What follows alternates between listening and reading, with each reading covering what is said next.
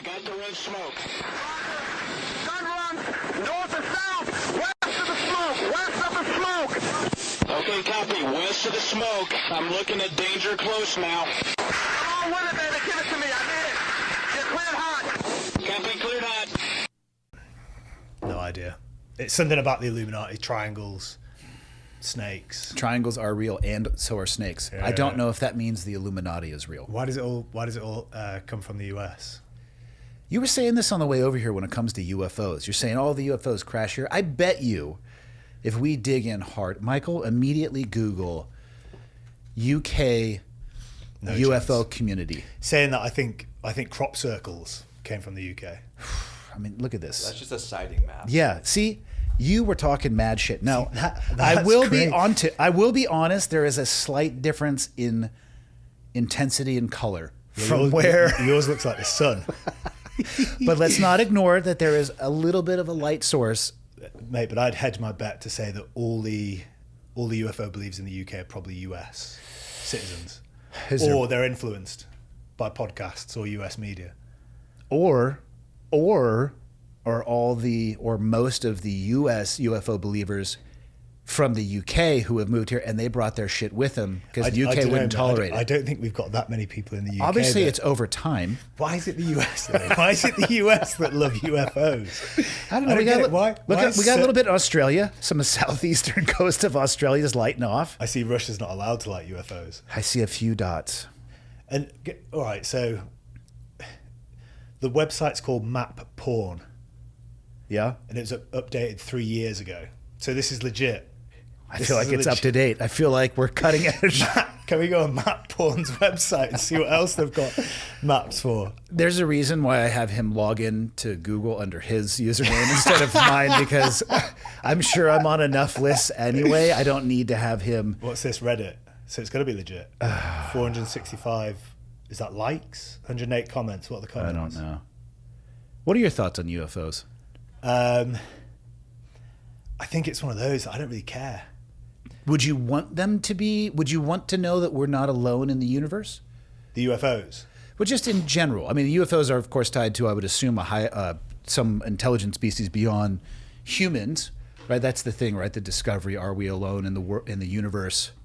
I think it would be a good thing for humanity. I think it would calm people down a little bit. I don't know. I think it would make us go into some sort of uproar. Isn't that I think don't we just call that Tuesday? I mean, aren't we in the middle of that right now? It's Monday morning at 6 a.m. I mean, but I don't know. It's like one of those things. I think the same as ghosts. I think up until you've seen a UFO or a ghost with my own eyes, there's millions of people that believe in ghosts, but I've never seen one. So why would I believe in a ghost? Like, what difference does it make in my life if I believe in ghosts? Like, what does it change? None, really. Or the afterlife? Like, how do you prove the afterlife? I don't know if you know this, but I have no answers to anything, really. Should we end? This podcast, my hosting ability is not based off of intellectual capacity. You ever seen a ghost? Then? No. I have but I have met people who I can say I believe that they would bet everything they have and everything they ever would have on their belief that they did. Does that mean it was a ghost? No. I'm just saying I believe them that they believe. That's all I can say. And they're legitimate people, as in like they're credible. Because that's the thing that gets me. Yeah. I mean, they have jobs, they have friends, they exist in places other than the internet. Do they like crystals? And star signs? Okay, interesting. I don't know the Venn diagram overlap. Have you seen a crystal in the house? I have a buddy, Greg, who's rowing across the Pacific. Do you know Greg Anderson? No. He's rowing across British or American guy? Well, he's American. And he's rowing across the Pacific right now in a rowboat with 4 people. The rowboat was designed, I think, in the UK, though. It's one of these, the team stuff. They go back and forth. I think it's Scotland, isn't it? Where they're all designed. Yeah, they've never had one sink. It's designed to be able to. So I think they're 8 or 9 days away from Hawaii. They started in Washington. Yeah. I bet you he had a crystal on that boat. I bet. He sends them to me. I bet. I've got a confession. Tell me. I'm wearing a crystal right now. What's it supposed to do? What is the power you have with the crystal? It's called a tiger's eye. Yeah, but is it a tiger's eye? I had a friend that believes she's a witch. Today's episode of the podcast is brought to you by Paluva. Do you have feet? Do you wear shoes? How often do you think about the type of shoes that you wear? And when it comes to your feet, did you know that the feet contain 26 bones, 33 joints, and 29 muscles each? That's roughly a quarter of all the bones in your body that live below your ankles. Here's the problem. Conventional shoes engage about 3 of those 29 muscles. The other 26 are going to sit there dormant day after day, year after year, which is going to potentially lead to atrophy. Many people also think that bunions, plantar fasciitis, and hammer toes are genetic. And of course they can be, but for most, you're actually wrong if you assume that. It could be your shoes. Paluva reverses this. Their shoes have 5 individual toe slots that restore natural toe splay, your toes spreading apart. A zero-drop platform keeps your heel and forefoot on the same plane, but don't worry, you're not walking with your feet directly on the ground. There's 9 millimeters of cushion to protect you without dullling the ground signal that your nervous system depends upon. An internal study performed by Paluva backs up their claims. 89% of people reported stronger feet, 86% reported better balance, and 76% reported less foot pain. These are podiatrist endorsed, and they're built on biomechanics. And they're not just training shoes, they have everyday shoes as well. If you're out there and you're active, you're training the vast majority of your body. So why not train everything else, including your feet? Head over to paluva.com to check out what they have to offer. This is actually all I want to talk about for the next few hours. So you believe in UFOs, I believe in I don't believe in crystals. UFOs. What I'm saying is I've never been in a place. I've seen plenty of things in my life that I can't explain, but I don't leap to like it must be an alien species. I think it would be cool for humanity if we just acknowledged we don't even know how big the known universe is. I think statistically it's unlikely we're alone. I think it would be cool to know. I'm not saying I want to sit down and have a beer with one, even though I would for sure. I think it would help though. So I don't believe in UFOs, but I do want to believe that aliens are real. I'm not saying that I believe that because I have no evidence. But you have a friend that's a witch. Let's focus on the important thing. Yeah, she gifted it me. It's called a tiger's eye. What does it protect you from? I don't know. I travel a lot, so she gave it to me and said, stick that around your neck and it'll protect you in your travels. I don't know. Pull up what a tiger's eye does. I think yes, it's got powers. Does it? It's a does rock. It's a rock that was formed that tiger's eye, mental clarity and focus. Yeah. A powerful chatoyant gemstone, revered in crystal healing and holistic practice. I bet it is. It's celebrated for its ability to enhance mental clarity, promote courage and self-confidence, and provide strong grounding and protective energies. Dude, why doesn't yours look like a skull on the bottom right? I know. It is weird though, isn't it? As in like, this witch friend of mine believes that crystals she can feel the energy that comes off the crystals. So then the question becomes, if it's real or not, and it has a positive impact on their life, does it matter? No, I agree. You know? Yeah, I totally agree with you. My auntie's a shaman. And we're not even remotely talking about what you used to do for a living. We're just going down your family tree. and she's a new shaman, so she's new to it. How does one just hold on, lived a completely normal life and woke up on a Tuesday and said, FYI, I am a shaman now? I don't think it was a normal life. Okay. I mean, it was a non-shaman life though, wasn't it? Yeah, it was a non-shamanistic life. But she's lovely, to be fair. And I say this because I'm quite open-minded, as are you with UFOs. I can tell already, yeah. And I agree with you. It's like, so she lost her husband, my uncle, but she's blood relative. They live out in Chamonix in the Alps. You might have been there jumping. Fucking beautiful place. God, yeah. hard to describe. It's amazing, isn't it? Yeah. They've got a chalet that my uncle converted. He was out one day cycling, got knocked off his bike, was probably around 50, 60 years old, died. She's into the outdoors. She's not as crazy as him in terms of climbing, all that kind of stuff, but she likes it. And I don't know, just obviously going through grief and stuff, just... Maybe, I mean, if it's a tool that helps somebody, I am not here to tell people how to live their life, man. Big believer of it. And yeah. Do you know what? She travels all around the world. She takes like feathers and crystals and rocks and stuff that she's found. Fuck yeah, she does. Yeah, do you know what I mean? It's like, why wouldn't you? What else are you going to Does say? she tickle like people's buttholes with the feathers and stuff, or what are we talking about? Should we ask her? We get her on the phone. What That'd type, be better, wouldn't it? What type of shaman is she? What would happen to the butthole though if you tickled it with a feather? It depends on the powers that the feather has. Is it a crow? Is it weird that we're talking about my anti-tickling buttholes, or is that all good? I mean, not for you. It could be for me. I don't think it's weird at all. Yeah, crows. My mind is so far down this rabbit hole already. Why are crows? Why are crows so? They're smart. Crows are smart as hell. Perhaps Perhaps an eagle then. Though different powers, I think, for different birds. I think crows are smarter than an eagle. I think Have you not seen that thing where they can hold a grudge for 14 years? They'll trade Why is you. it 14? Why not 15 or 13 or 14.5? I don't know. But there's videos of crows that will trade people. They collect things and they'll trade for food and stuff like that. Ravens are very smart too. Yeah, Crows and ravens. I think they're very similar though. yeah. We got crows on the beach where I live, and you see them pick the shells up and they'll drop it on the floor to try and break it. I wouldn't say that's smart though. We just think it's smart for a bird because Smarter than some of the human beings I see walking around every day. We've got can openers. It's from fucking true. We designed the can opener. Listen, that doesn't mean all humans understand how to use one. There's some absolute retards in the world, isn't there? Yeah, one of my favorite words. Probably listening to us right now, thinking We're talking about breaking stuff. On the spectrum. We're helping people explore. I mean, we're deep into spirituality at this point. big time. We're open-minded ex-special forces. All right, so you have a shaman in your family. You have a witch friend.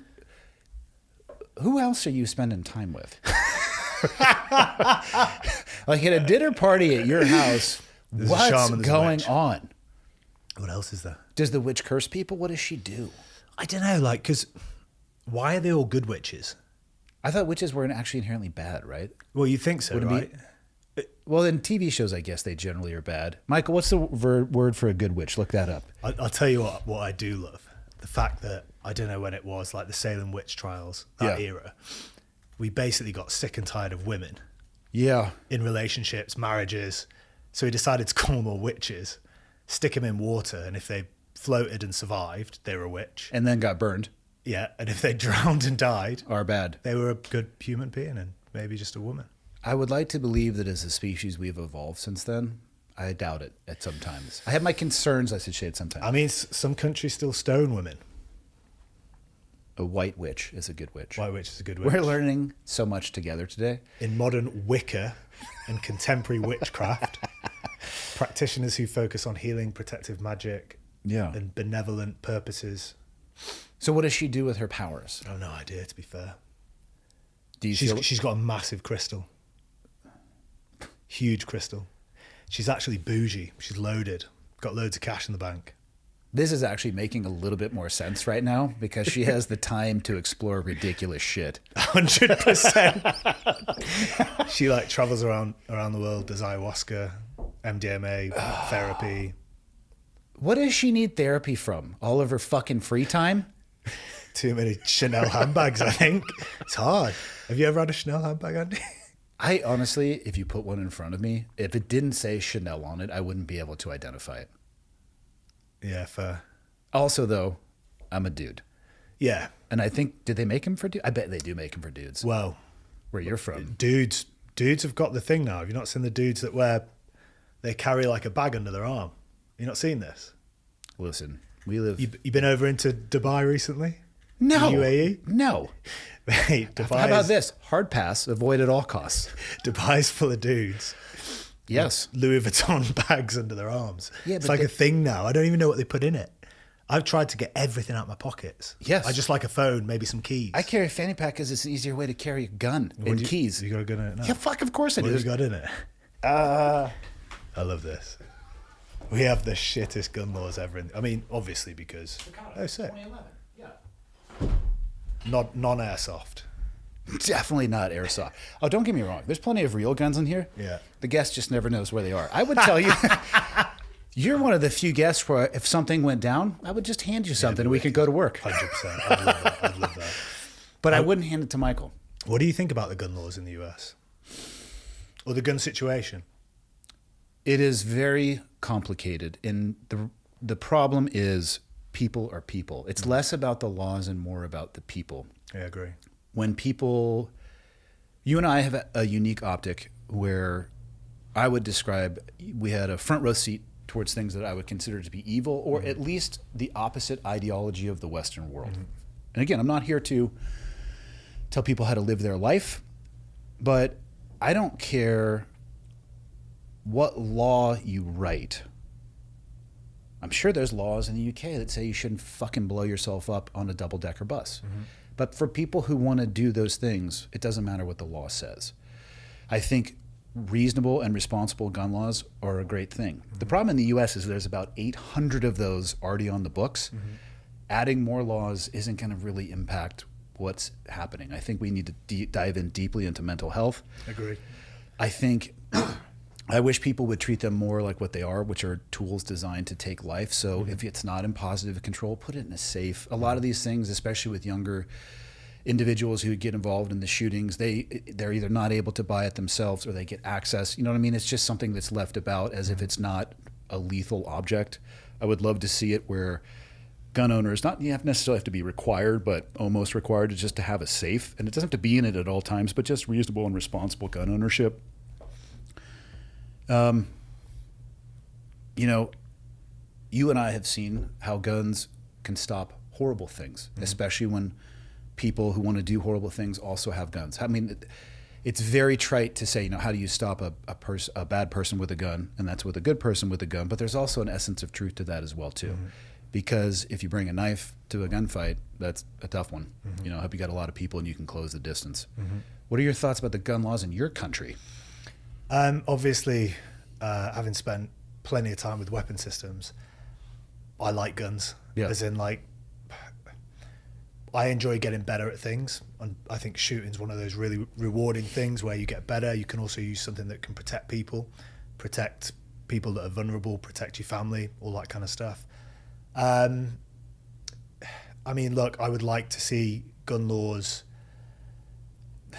not be more relaxed, but be a little bit more open to maybe people that served in the military or have experience with weapons. I know we're probably never going to see a time in the UK where we have gun laws similar to the US. Right now, the kind of gun laws that we've got, you've got to have a reason to have a weapon system. So, for example, the shotgun license is the first stepping stone on getting a gun license. What would they consider to be reasonable to acquire? So hunting. Okay. So if you had a shotgun, you'd need to prove, or you'd need basically to say that I'm going to use this shotgun for, say, sport shooting, clay pigeon, or that, you know, you're going to go and shoot duck or pheasant or whatever it is. And then you've got the actual gun license. So you've got shotgun license and then gun license. We only sell bolt action, and you have to be able to justify what size round you're allowed to have. Okay. So you could have a 338, but you've got to be able to justify what you're going to use that 338 for. So for deer stalking, shooting stag, or whatever it is. I've never applied for a gun license. I've got friends that have got gun licenses, and I can go out shooting deer with a friend of mine that has a gun license. That's legal. But yeah, it's a difficult one because we've never had a gun culture. So all of a sudden to turn around and say that, well, actually shooting handguns or shooting rifles is pretty fun, even just, you know, shooting steels down a range. I think it's more of a selfish point of view. I'd like to shoot more. Yeah. I've not really shot since leaving the military in 2018. There's obviously a mass amount of skill fade there. Yeah. I'd like to see probably the police go through more rigorous firearms training. I'd like to see more funding being released for that. We're obviously seeing an increase in attacks in the UK now. Yeah. A lot of them are done with knives, like sellotaping the knives to the hands. Or and not all police like in the UK carry guns, right? It's a particular qualification there, right? Yeah, so it's a specialist firearms officer. Dude, that's tough. But again, I don't know what the training's like in the US for police officers. Varies. Yeah, probably state to state, right? Or yeah. precinct to precinct. I'd say in the UK it's pretty poor. And like, look, when I don't know what it was like when you joined the military, but when I went into just the normal army, we call it the Green Army, you'd see a weapon system on a range maybe 6-7 times a year. And even then you wouldn't have that many rounds. And then when we first went in the special forces, we weren't seeing, I mean, we adopted a lot of stuff from you guys. Yeah. you weren't seeing this onus really being honed in on shooting the weapon system. So it was kind of this, there wasn't a lot of focus on, dialed in strategic shooting. It was more just every now and then we'd just get a load of rounds and just go down to the range and Interesting. and shoot. And only really kind of probably I was in the SAS in 2009, probably around 4 years on from that. So probably early 2000s in Afghanistan. We were seeing how you guys operated. We went over to Fort Bragg, used Delta's facilities over there. And then we just saw this kind of big influx of money, like all our kit got better, night vision got better, kit and equipment got better, a lot lighter. Yeah. We were seeing like Cry Precision stuff come in, the cages Super come cheap in. stuff. Yeah. Super cheap for the military, right? I mean, $800 top and bottom. It's like, wild, man. Like, and the cage is what? I don't know. And the helmet system. I don't even know. It's crazy. And then the night vision, all that kind of Pricey, stuff. for sure. And all the people getting Oh, yeah. backhanders off the back of it and the procurement system. There's some nepotism involved in that for sure, time. yeah. No, there were some people who, not that I don't want people to make money, but there were some people who made a lot of money off the back of the GWAT for sure. 100%. Yeah. I mean, I wasn't on it, but we had, so it's quite interesting actually. We were using, I have no idea what they're called, but the dual tube NVGs. Oh, panos, four tubes? Yeah. No, sorry, just the two tubed. Binocular. We just call them, they were probably PVS 15s. So we were using the ones with the green. Yep. When we went to Fort Bragg to Deltas, their first operation, their initial operation, where it all got dusted out by the helo. I can't remember exactly what happened on it, but they had a mannequin in their museum, and he had a set of the night vision that we were using. You're talking about Desert One, the origin of JSOC? Fucking hell, mate. We were all just like, are they the same ones that we're using now? Obviously, like, that's changed since I left. That was For sure. and that all comes down to finances, right? You guys have got a massive pocket. You know what's changing even more, though, is now the enemy has those. Yeah. That is a different ball game, man. Yeah. Can you imagine, did you ever think, even when you got out in 2018, did you ever think about drone warfare, like the stuff going on in Ukraine? I never once fathomed basically a DJI drone flying at me weaponized. No. I never thought about it a single time. And like for us not to have some sort of defense in that. I don't know if there is now.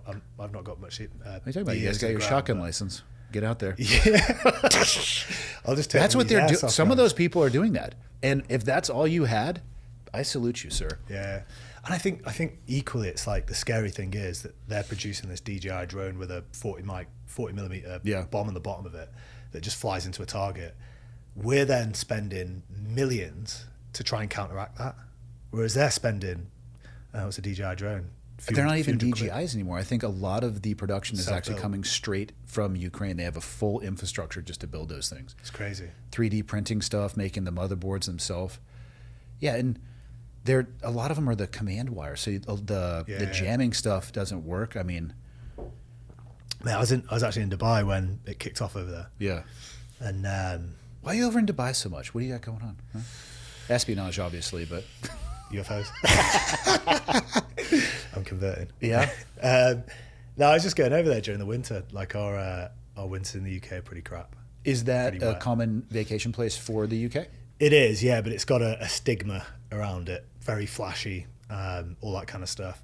I had a friend that was going back and forth. He had a business over there, and yeah, I just popped on one of his trips and ended up just going over there during the winter. It's like easy to go. It's hot, warm. Yeah. I've been to the Gyms, airport. training. I've been through the airport a few times. I've never actually left the airport in Dubai. Yeah, it's an interesting place, tax free. Yeah. So there's financial reasons to go and set up a business over there. I don't know if you know what it's like in the UK right now, but we're getting smashed with taxes and. It's like that here, depending on who you are and what you're up to, and quite frankly, if you can afford to have a really good tax professional. Yeah, same in the UK, to be fair. Yeah, the people. What was I reading earlier today? Wealthy people pay accountants. Rich people pay politicians. There was something else, and it was like the average person pays taxes. Wealthy people pay accountants. Rich people pay politicians. Yeah. I feel like that might exist just about everywhere. It's crazy though, isn't it? Because like I don't know, we never had a normal job growing up. I thought it was super normal. In comparison to the people I was working with, it seemed normal. Yeah, I mean, it's so weird, isn't it? I always look at, how long did you spend in the 17 years. 17 years. Yeah, I did 14 years. Yeah. But it's weird because you don't know any different. Correct. You like So I'm saying, to me, it was like, this is what we do on Tuesday. Let's go. And then you come out and everyone's just like, oh, mate, that special forces thing, like, what did you do? What was Afghanistan like? And you're like, I don't know. It's just like a job, regular job. You just turned up, went to work, did the best you could, and then... Yes. That's a good description of it, actually. Yeah.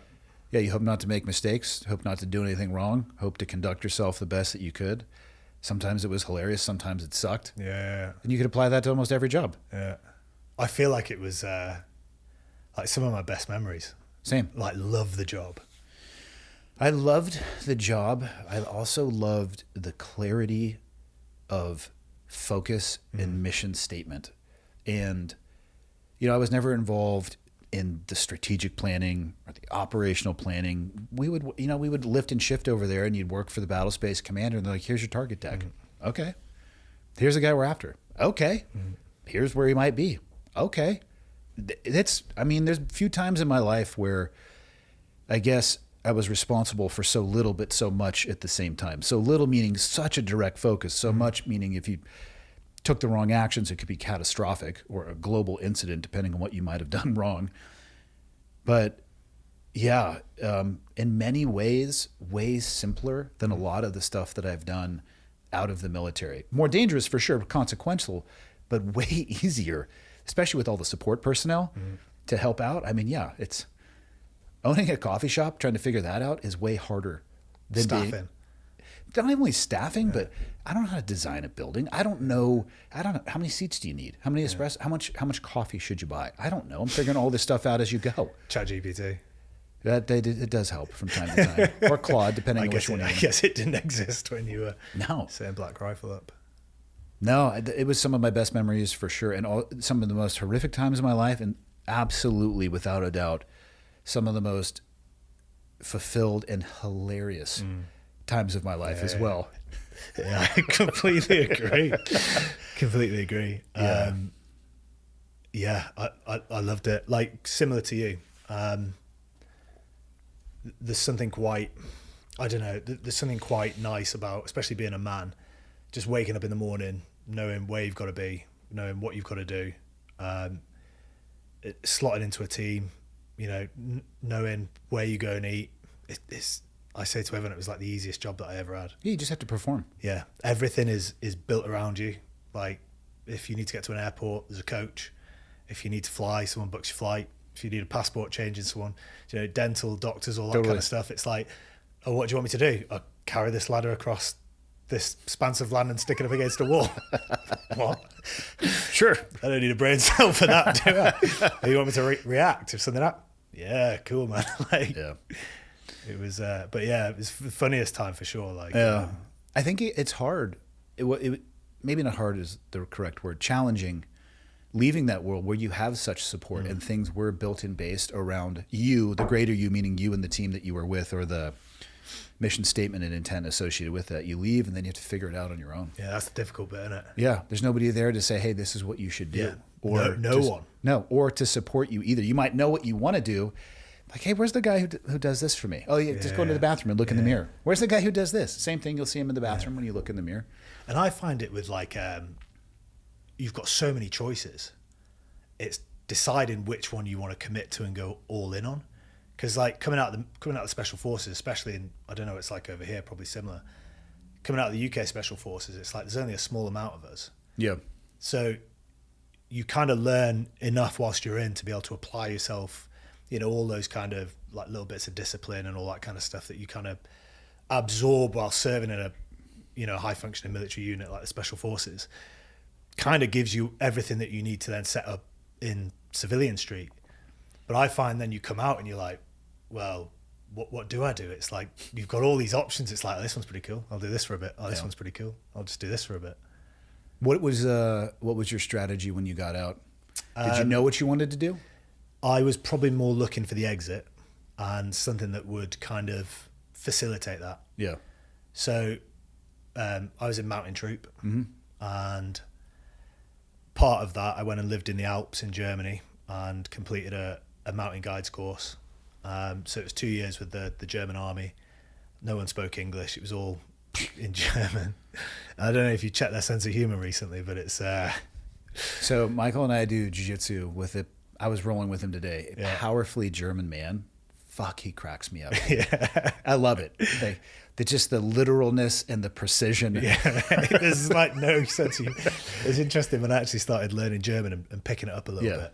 You'd be like sat having breakfast or whatever, and one of the guys would tell a joke, and you're able to follow it because my German had got pretty good. And you get to the end of the joke and all the Germans are laughing, and you just be sat there going, okay, what was the punchline? I feel like all you've done is just tell this story.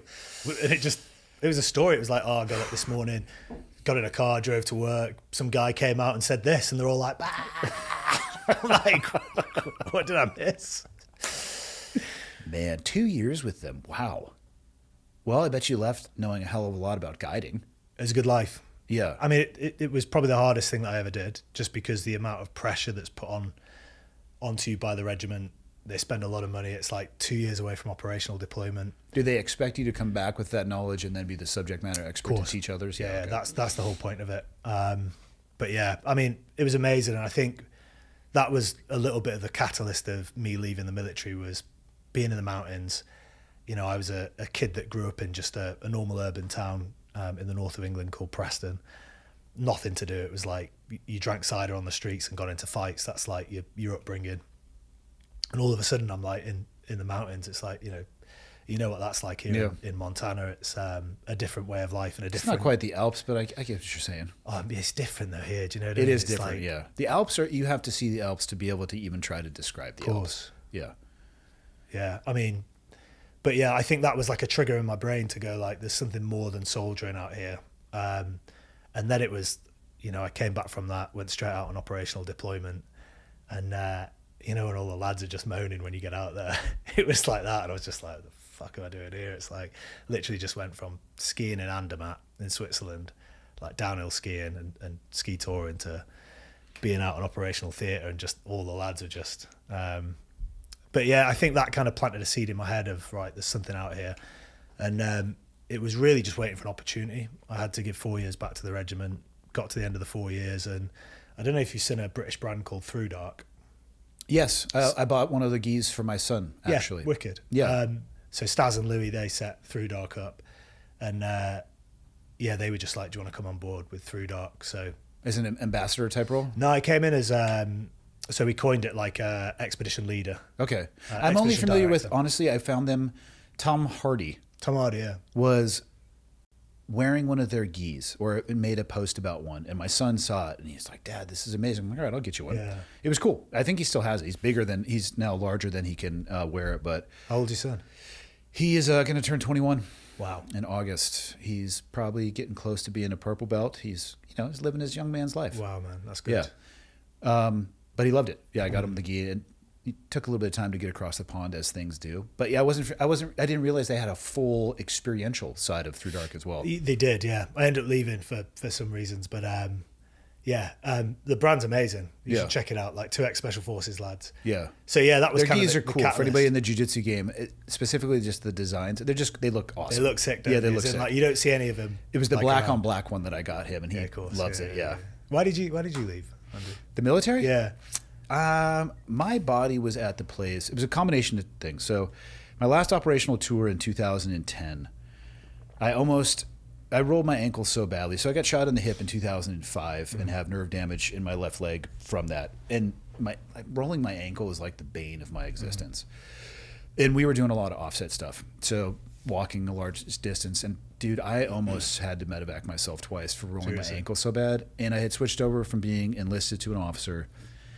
And after that deployment, I had to sit with myself and really say, are you able to do this, or have you become the biggest liability? Of course. So that was one aspect. When I got back, there's literally, at the time, there was a single woman who was a civilian who managed all of the officer billets. Mm-hmm. There was an active duty officer attached to her, but he rolls every 24 months. So the power broker is the woman who has known the admiral since they were ensigns. And I called her and I said, what does this look like? And she said, oh, you'll have to do this and then this, and then this, and then this, and then you can come back. I'm like, I can't, like, the body is not going to do that. So I think it was just more than anything, one, that career trajectory no longer seemed appealing at all, with the fact that the body, for that job, I was worried I was going to become the weak link when it came to capability. So I actually was just going to exit the military. I was 5 days away from just leaving, and I went to go get my discharge physical, which is a spoiler alert for people, is not the way to do that. Go get your physical way before 5 days, because the doctor said I'm not signing this. So they sent me for a bunch of additional testing. And why is that? Sorry, what's the process? Because I think our process might be similar, but we call stuff different. Well, you could probably do that if you had gone to medical and documented a bunch of stuff along the way. Okay, so get a medical So my discharge. record was about ridiculously thin, and the doctor knew enough. Sorry, is that because you didn't want to? I never wanted to take my foot off the gas.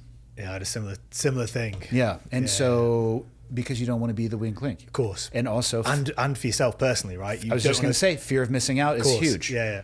You know, this mission is going to be the same as the next one, but I have to go on them all. I have to be there. And a bit of pride, right? You don't want to 100%. feel broken or. But then you get to the tail end and you have no documentation to show what your body has actually absorbed.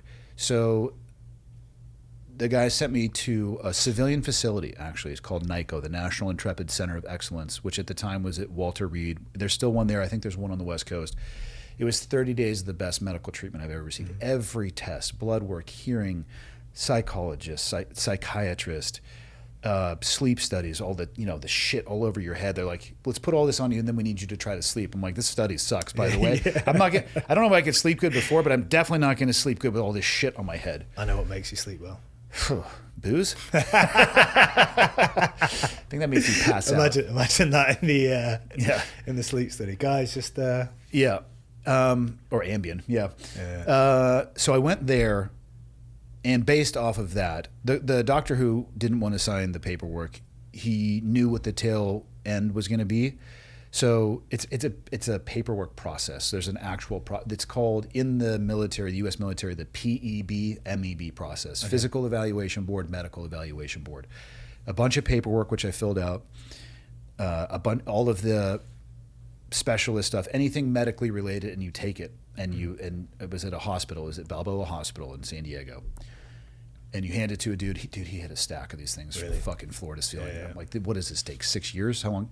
Heard back in about 8 months. And they said, here's your rating. You're going to be medically retired. You have up to 90 days to go ahead and sort how you want to exit. But that was the result. So it's if you go down that pathway, it's about 12 months of administrative stuff you got to do.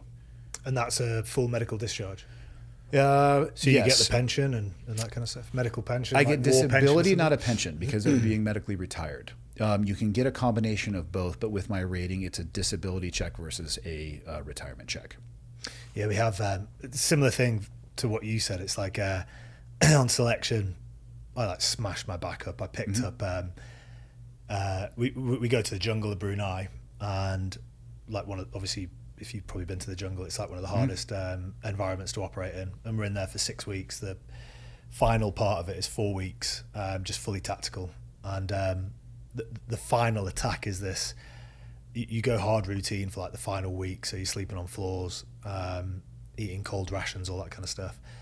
And then the final attack's a camp attack on, I think, the Gurkhas or whatever, play enemy. And the biggest guy on selection was this officer, I won't say his name, big dude, like ex-rugby player, and he goes down as a casualty, obviously a role-play casualty, and I was stood next to him, so straight away, I'm like 3 para, I don't know if you know, like airborne unit in the UK, it's like we pride ourselves on carrying the most kit and like being able to do everything. I'm like, that's good for a long life. Yeah, like crabbing, like throwing him on my shoulder, and as soon as he goes on my shoulder, my back just popped. Like I felt it pop. And so of course, say nothing to anybody. Say nothing. Because you don't want to fail selection. Exactly, literally that. Literally. You don't want to be rolled back or have to repeat it again, so you say nothing. Literally that. Didn't say anything. Obviously told all the lads on selection. They knew anyway because I couldn't walk. Did the rest of the selection. So we came back from that. You go on what's called SR, so surveillance and reconnaissance. It's done out of Hereford. You break down into teams and then you deploy into certain areas of Hereford. We deployed into this farm, and then you observe the building and there's scenarios played out in the farm, and you pass back all the information. and obviously like OP kit is like heavy as fuck, like carrying shovels and all excavating kit and chicken wire, of course, sandbags and all that kind of stuff. So like the rucksack was, the Bergen was pretty heavy, and then obviously it pissed down the first night, so we're trying to navigate through all this like UK countryside. My back's screaming at me.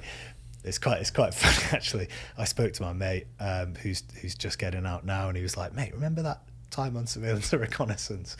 Because we were trying to find a bush hide. Do you know? Yeah. It's like the easiest one, right? You go into a bush, you don't have to do any cam. You can church it up a little bit to make it so people can't see, but yeah, you don't have to construct something out of nothing. Of course. And like, we've been trying to find a bush all night, and the bush that we thought we'd found was decent. And daylight comes up, and we're like watching the target, and the DS, the instructor, we just literally hear him behind us. He's like, "What the fuck is this, lads?" we were like lying, we were literally lying in the open with like camera systems and weapons and that. Like, hey man, I look better at night. Basically, it wasn't a bush hide. It wasn't even a bush. I think it was some nettles that we'd managed to find and rest in. But he gave us our dues and just said, "Right, lads, there's a place there. It's got good eyes on." He's like, "Dig subsurface." He's like, "You've got all day." So he dug this whole subsurface. There was, I think it was 4 of us, I think. So we had like supposed to be 2 guys at the front observing the target at all times, 1 guy resting and 1 guy on rear sentry. And it literally pissed down for like the next, we're in the hole for a week. It pissed down that whole week, and I was like, thank God we didn't go in a bush hide. Like, everyone that went in the bush hide got piss wet through, all the kit and equipment got wet. And we were literally in this hole, like warm. Then we kind of scrapped the two guys on the front. We just had like 1 guy there because we were all so tired. Yeah. Like literally, if you're on rear sentry, you just kept falling asleep and then waking up. But yeah, lived in a hole for a week. Very Bravo 2-0. Yeah. Eating shit. Smearing shit on the walls. Oof, yeah. That was later in the story. Hopefully you guys didn't have that. Did you read Bravo 2-0? I did. Yeah. I feel like the movie. A lot of controversy over it. So from the outsider, much like I'm sure some of the stories that you read of US, you can tell if it's. I didn't know you had stories out of the US. We don't have that many yet. I've never seen I've heard there's some on the horizon. There's not a lot right now. I've heard they're made in Hollywood, right? It's like sometimes most of the stories. Sometimes. You would if it was a tactical blunder, we would both understand it. But reading Bravo 2-0, I don't understand all of the nuance or what necessarily may look right. So it's hard to say. I wouldn't know necessarily where the controversy is. Yeah, I agree. I read it years ago. I read it when I was at school, and it just seems like a good story. Yeah. I think, obviously, it was way before my time. It was Gulf War I. Oh, for same. Yeah. Gulf War I or Gulf War II, I think? I think Gulf War I. You're talking 90s? Yeah, it was in the 90s, yeah. I think it was in high school. So one of the guys, Dinger, I'll say his name because it says in the book, I think, I'm pretty sure he's called Dinger in the book. He's called Dinger now. He's still hanging around. Mm-hmm. But yeah, Andy McNabb, or whatever his real name is. I don't know. There's some weird internal controversy where some of the story didn't line up. Some of the story's not all that true, or the truth was bent a little bit. Yeah. Obviously, 2 of them came out and spoke about it. There was 2 or 3 of them, or whatever there was, that didn't speak about it. So I think it was, early 90s or whenever the book was written. It wasn't really the done thing to come out publicly that you're in the SAS, the Special Forces. So I think there's a lot of hatred or a lot of like negative press on that. But look, I mean, I'm sure Andy McNabb's made a career out of being an author, and he's probably made quite a bit of money off that book. And if anything, I always say this now, it's like Bravo 2-0. Put a lot of eyes on the Special Forces, and it did so for the right reasons. It wasn't, people didn't read that book and just go, what the fuck are these guys doing? It's like, you read that book. It was inspirational. Inspirational, exactly that. So yeah, I mean, it's always going to be a good thing that stuff's out there. Similar to the films that you guys are. They're not all great. I mean, I like them. If you look at them as entertainment, they're fantastic. Yeah.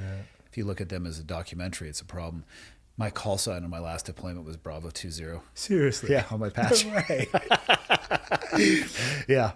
How does that work? Is that B squadron or something? No, it was the platoon, and then your position. It's just a stupid numerical way. Yeah, we had something this. Yeah. Like mine was like Alpha 1 Juliet. Totally. Yeah. I'd say Juliet every time on the net. I would just say, hey, this is Andy. Oh my God, you can't see your name, mate. Can't see it. Yeah, I mean, Not on the net. like, hey, if UFOs are listening. If the Taliban has a 148 in bidder in the right crypto, we have bigger problems than them knowing my name.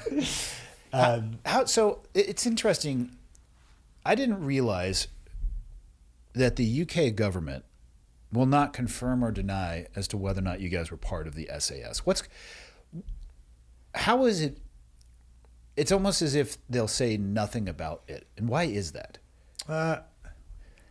Well, I don't know. I think you sign the Official Secrets Act. What is that all about? First off, just tell me the secrets associated with the act, and then Witches are real. yeah, Aliens have landed in the UK. we've established this. This is true. I get that. I'm just probably don't disclose any national security items, means or ways, tactics, techniques, and I procedures. mean, you must sign something similar, right, to go secret, top secret. Or what's it called? Strat? No, It's called Strat, or is We had, so there are secret clearances, top secret. The highest one I ever had was the top secret SCI, which is small read-ins into covered programs that were Agencies and that completely underwhelming. I'm not saying I was read into all of them, but the two that I was read into, you could find on Google. People just don't know what to look for. I don't think, though, so there was a lot of paperwork associated with the top secret clearance. And I had an interim clearance for about 18 months. It took a long time for them to do the background check, but I don't remember signing an NDA associated with receiving the clearance. I just had my badge changed at the command because I believe it was a dashed line while you were interim, Right. and then a solid line once you got the official clearance. Yeah, I mean, we don't sign an NDA. We sign the Official Secrets Act once you get into the Special Forces.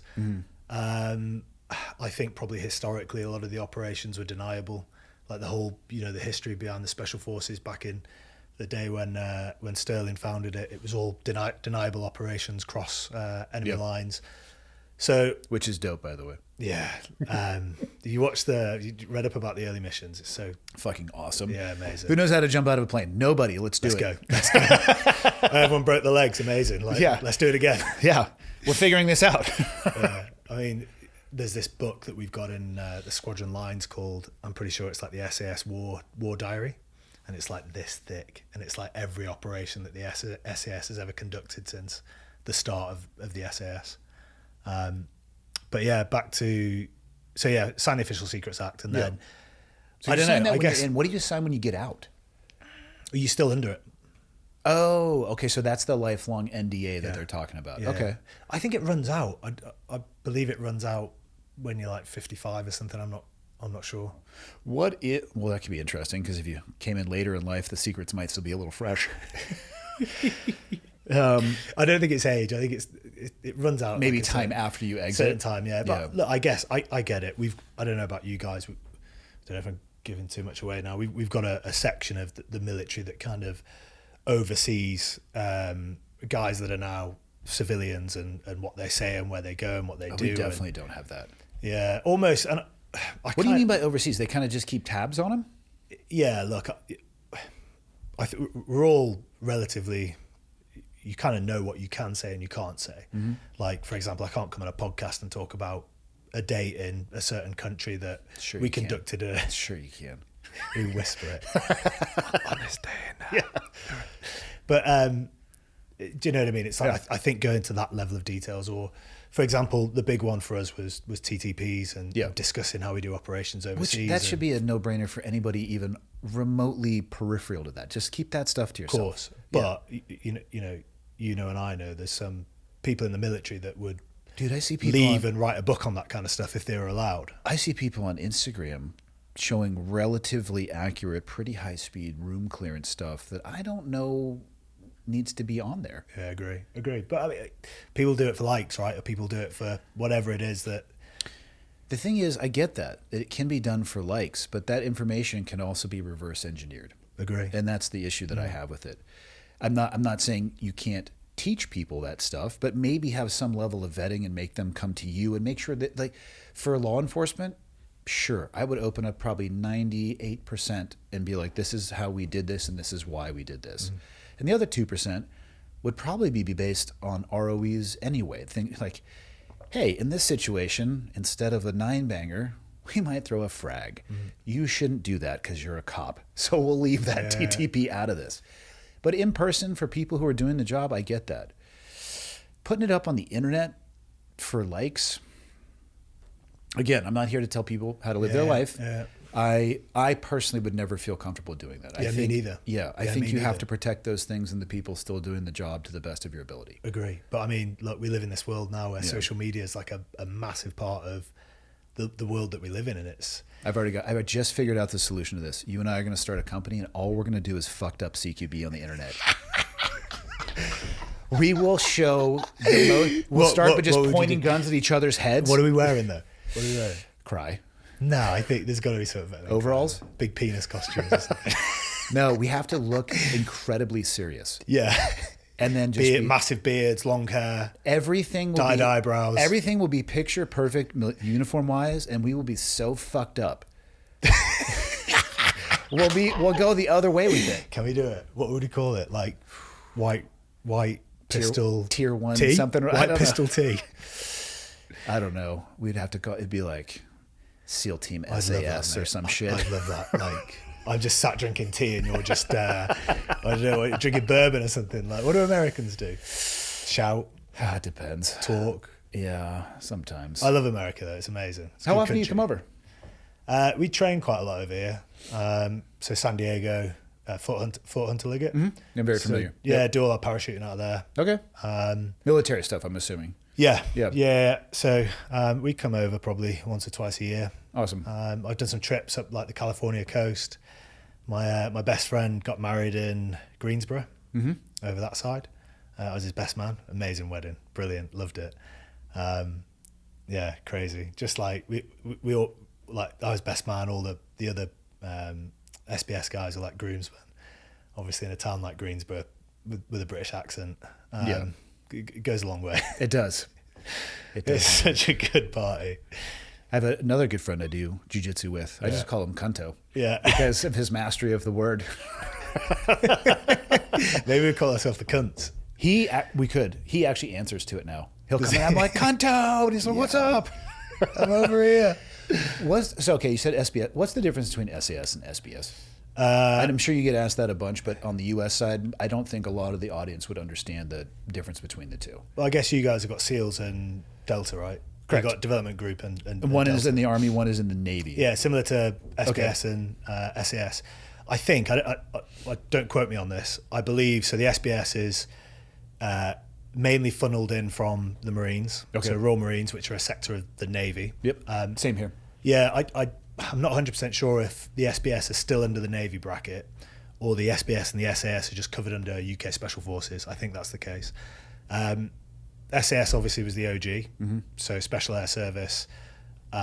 We would predominantly, it was more air-based operations, so helicopters, parachuting.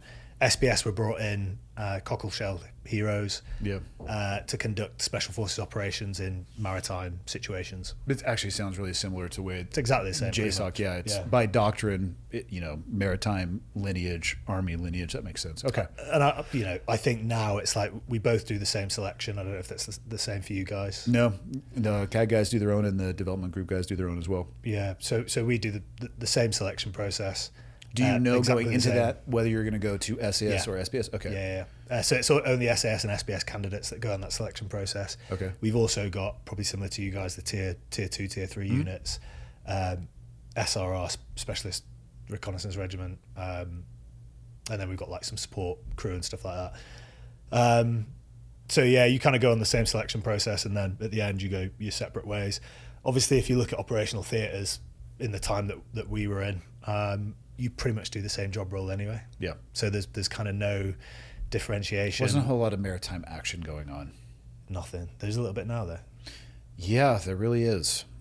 Yeah. The old Moscow mules having a sniff. The Straits of Hormuz. It's a crazy world right now, isn't it? Would you want to be in still? I don't. I served.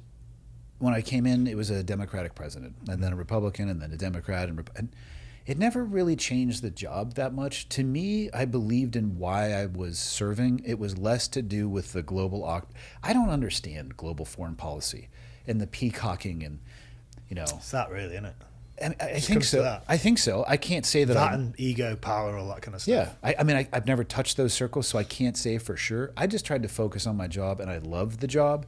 If I was physically able to, I mean, I'm timed out at this point, but I would still go back and do it again. I would, if given the choice, and it was 15 years later, and I'd be serving during this time period, I would still do so. It's different for sure. I mean, I'm watching videos now of guys, we used to flip down our nods. They're flipping down FPV goggle stuff on their mounts, man. Wow. Air drones inside internal structures, ground-based drones. I think my worst nightmare would be one of those fucking robot dogs with just a machine gun on the back walking down a hallway. Hey, did you see a robot climb a mountain the other day? Do you see that? But then I don't know sometimes if that's true, because like half the shit on it's going Instagram to be true at some point, and then we're going to work for them for our water ration. We're so fucked at some point. Like AI is going to take over the world, isn't it? It's like Claude. I don't even know what Claude Claude's crazy. That new Claude Fable. They shut it down. 5 or whatever. They shut it down. 5? Why? Michael, pull this up. The U.S. government shut Fable 5 down. Yeah, because it didn't work the other day. I was trying to. I know, I was too. Trying to build because they doubled my usage Snake. coins. I was trying to build Snake on my. I just wanted to build Snake. It. Because it was too powerful. The U.S. government. The U.S. government shut it down because it was too much. Let me take that back. I don't want to get over my skis. I think that they positioned it in a way that Michael, is Claude Anthropic? Just to make sure. Yes. I believe that yes. Anthropic made the decision to pull it down, but they had sent some parameters where basically that was the only choice. Right. All right, Michael, click on this. Yeah.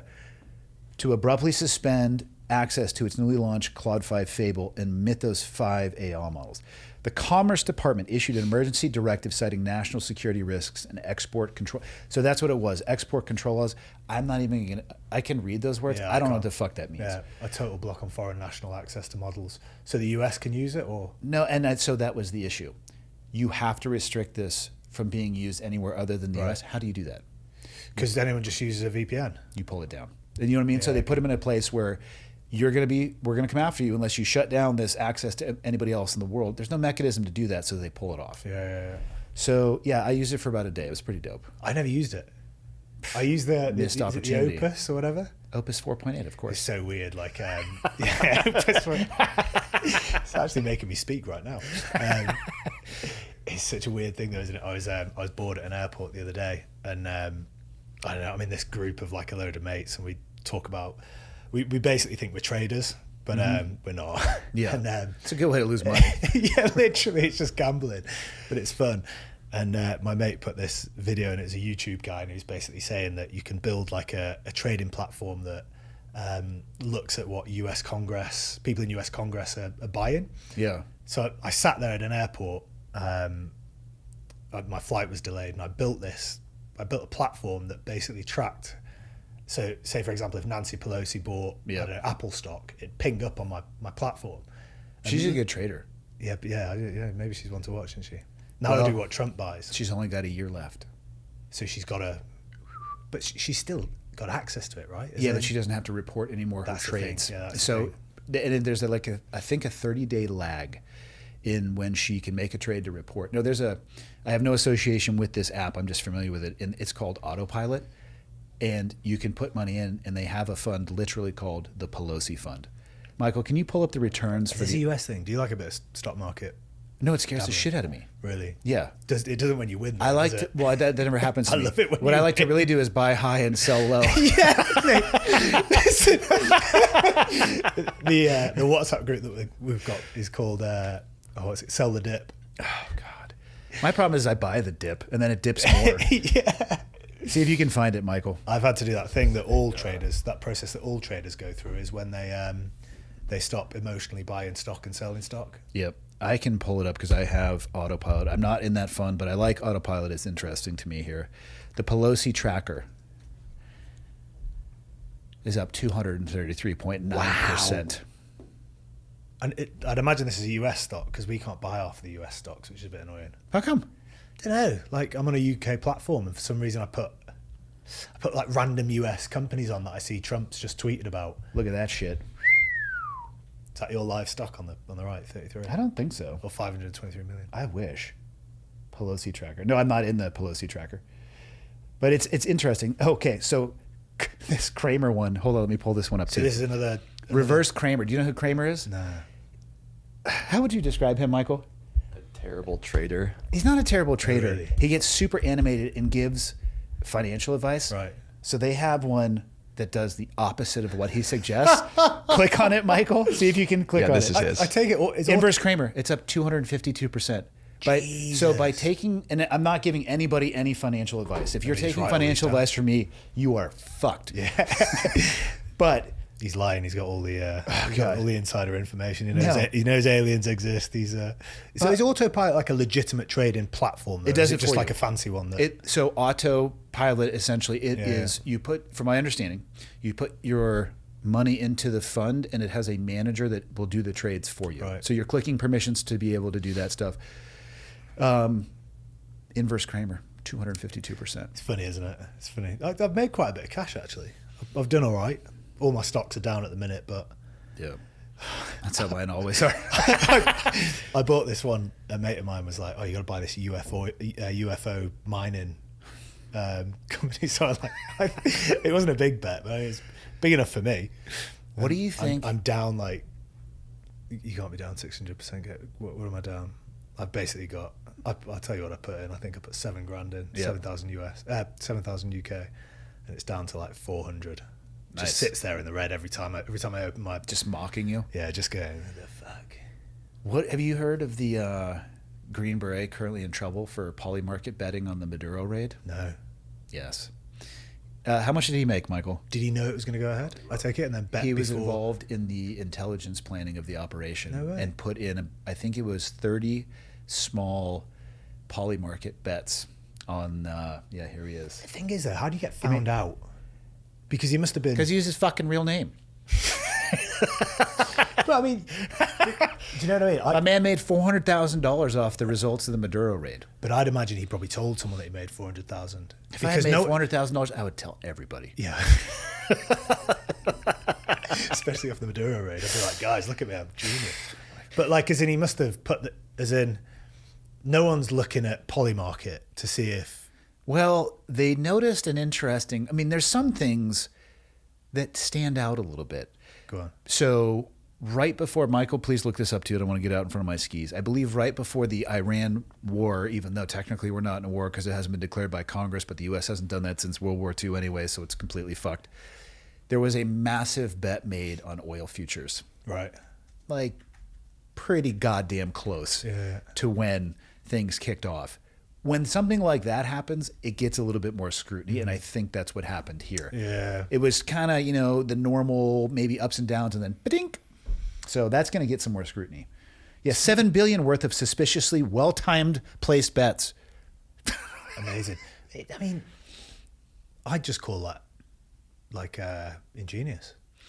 I'd call it clever. Like, So you're pro polymarket betting for U.S. military or any military I mean, like, operations. if he's had the genius to, albeit he's involved in the intelligence picture, I'd be saying to all my mates. I mean, that's what I'd use. I'd use a proxy.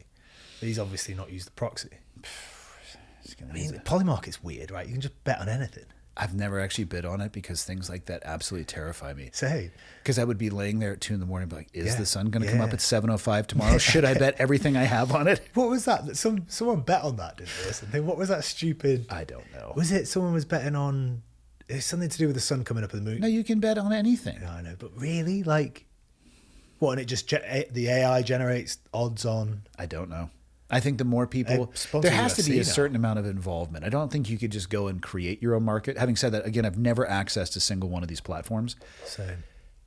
There'd have to be a minimum number of people involved. I don't think they're going to create a market for one thing. Because I mean, they say that you can just bet on anything, right? So you could go on there and bet that I'd lose an ear tomorrow. I'll help you with that. You got plenty of knives. Let's go big. That'd be the weirdest thing. Go viral. Here's the problem, though. Just There can be a spike. what would you use? Oh, you could choose. Probably the hatchet. Yeah, I'd probably go hatchet. Just You'd once. have to just hold it out like Yeah, that. why saw? Let's just clean. What if you missed and hit me in the head, though? You can sign a waiver. You never miss. Oh, That's I would what you're supposed to definitely. say. I'd do it left-handed. We'd have Michael film, but he would pass out because he's a pussy. He's gone to the toilet, hasn't he? Yeah. Got the shits, hasn't he? Yeah, I don't know. It's I'll be interested to see what's happening. He's in the Green Beret guy's under investigation right now. I'm pretty sure the military brought charges against him. Their issue is you use classified information to enrich yourself. Yeah, I get. Yeah, I get it. You know, we can't have anyone outside of the main powerhouse making money from stuff like that. Can't right? have the That'd peasants. be stupid, right? We can't have the peasants raising their status. We can't have those people that are actually making the intelligence decisions that lead to someone like Maduro getting captured, betting on it, right? I mean, that's crazy. 400 grand's a lot of money to make. It is. Yeah, no one else is doing that kind of Yeah. backhand trading deals, are they? I mean, Trump's just declared that the war's over, right? I don't know, man. I saw it on TikTok. For at least 8 days in a row, I saw that the deal was an hour away. So I don't know. My worry is, oh yeah, dude, Michael's on it, Dave. The United States and Iran have reached an initial framework agreement to end the war, with an official memorandum of understanding scheduled for formal signing in Switzerland. Okay. Why are they doing it in Switzerland? I guess because it's an independent country, isn't it? Yeah. The tentative pact aims to halt military operation, lift naval blockades, and reopen the Straits of Hormuz, while opening a 60-day window for further nuclear negotiations. Well, before we got into this, the Straits of Hormuz was open. There were no military operations, and there wasn't a naval blockade. My worry is that this was all been theater, and then nothing is actually going to be accomplished. And that's the word on the street, isn't it? That it was almost premeditated before. I mean, what I would love to see the measurable difference in the before and after. Yeah. And first off, we'll see if this gets signed. Also, does anybody have any realistic expectation, regardless of what is signed? If Iran signs a piece of paper that says, we're not going to enrich uranium, you going to take them at their word on that? I know.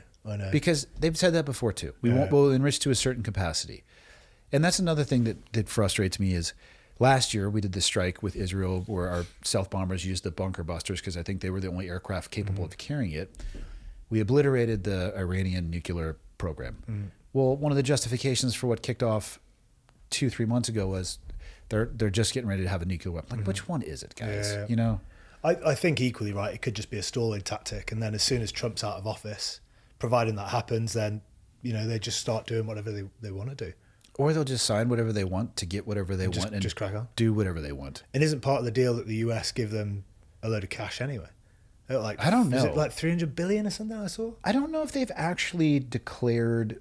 I'm sure there was like Yeah. $300 billion that was getting floated around the headlines, but I'm not sure what it was for. I'm sure it was that they would receive that much in rebuilding the country from being bombed. Does not directly give American taxpayer money or direct cash payments to Iran, and it'll have to be reconstruction funds from allies. Hold on, the peace deal outlines a proposed $300 billion private invest.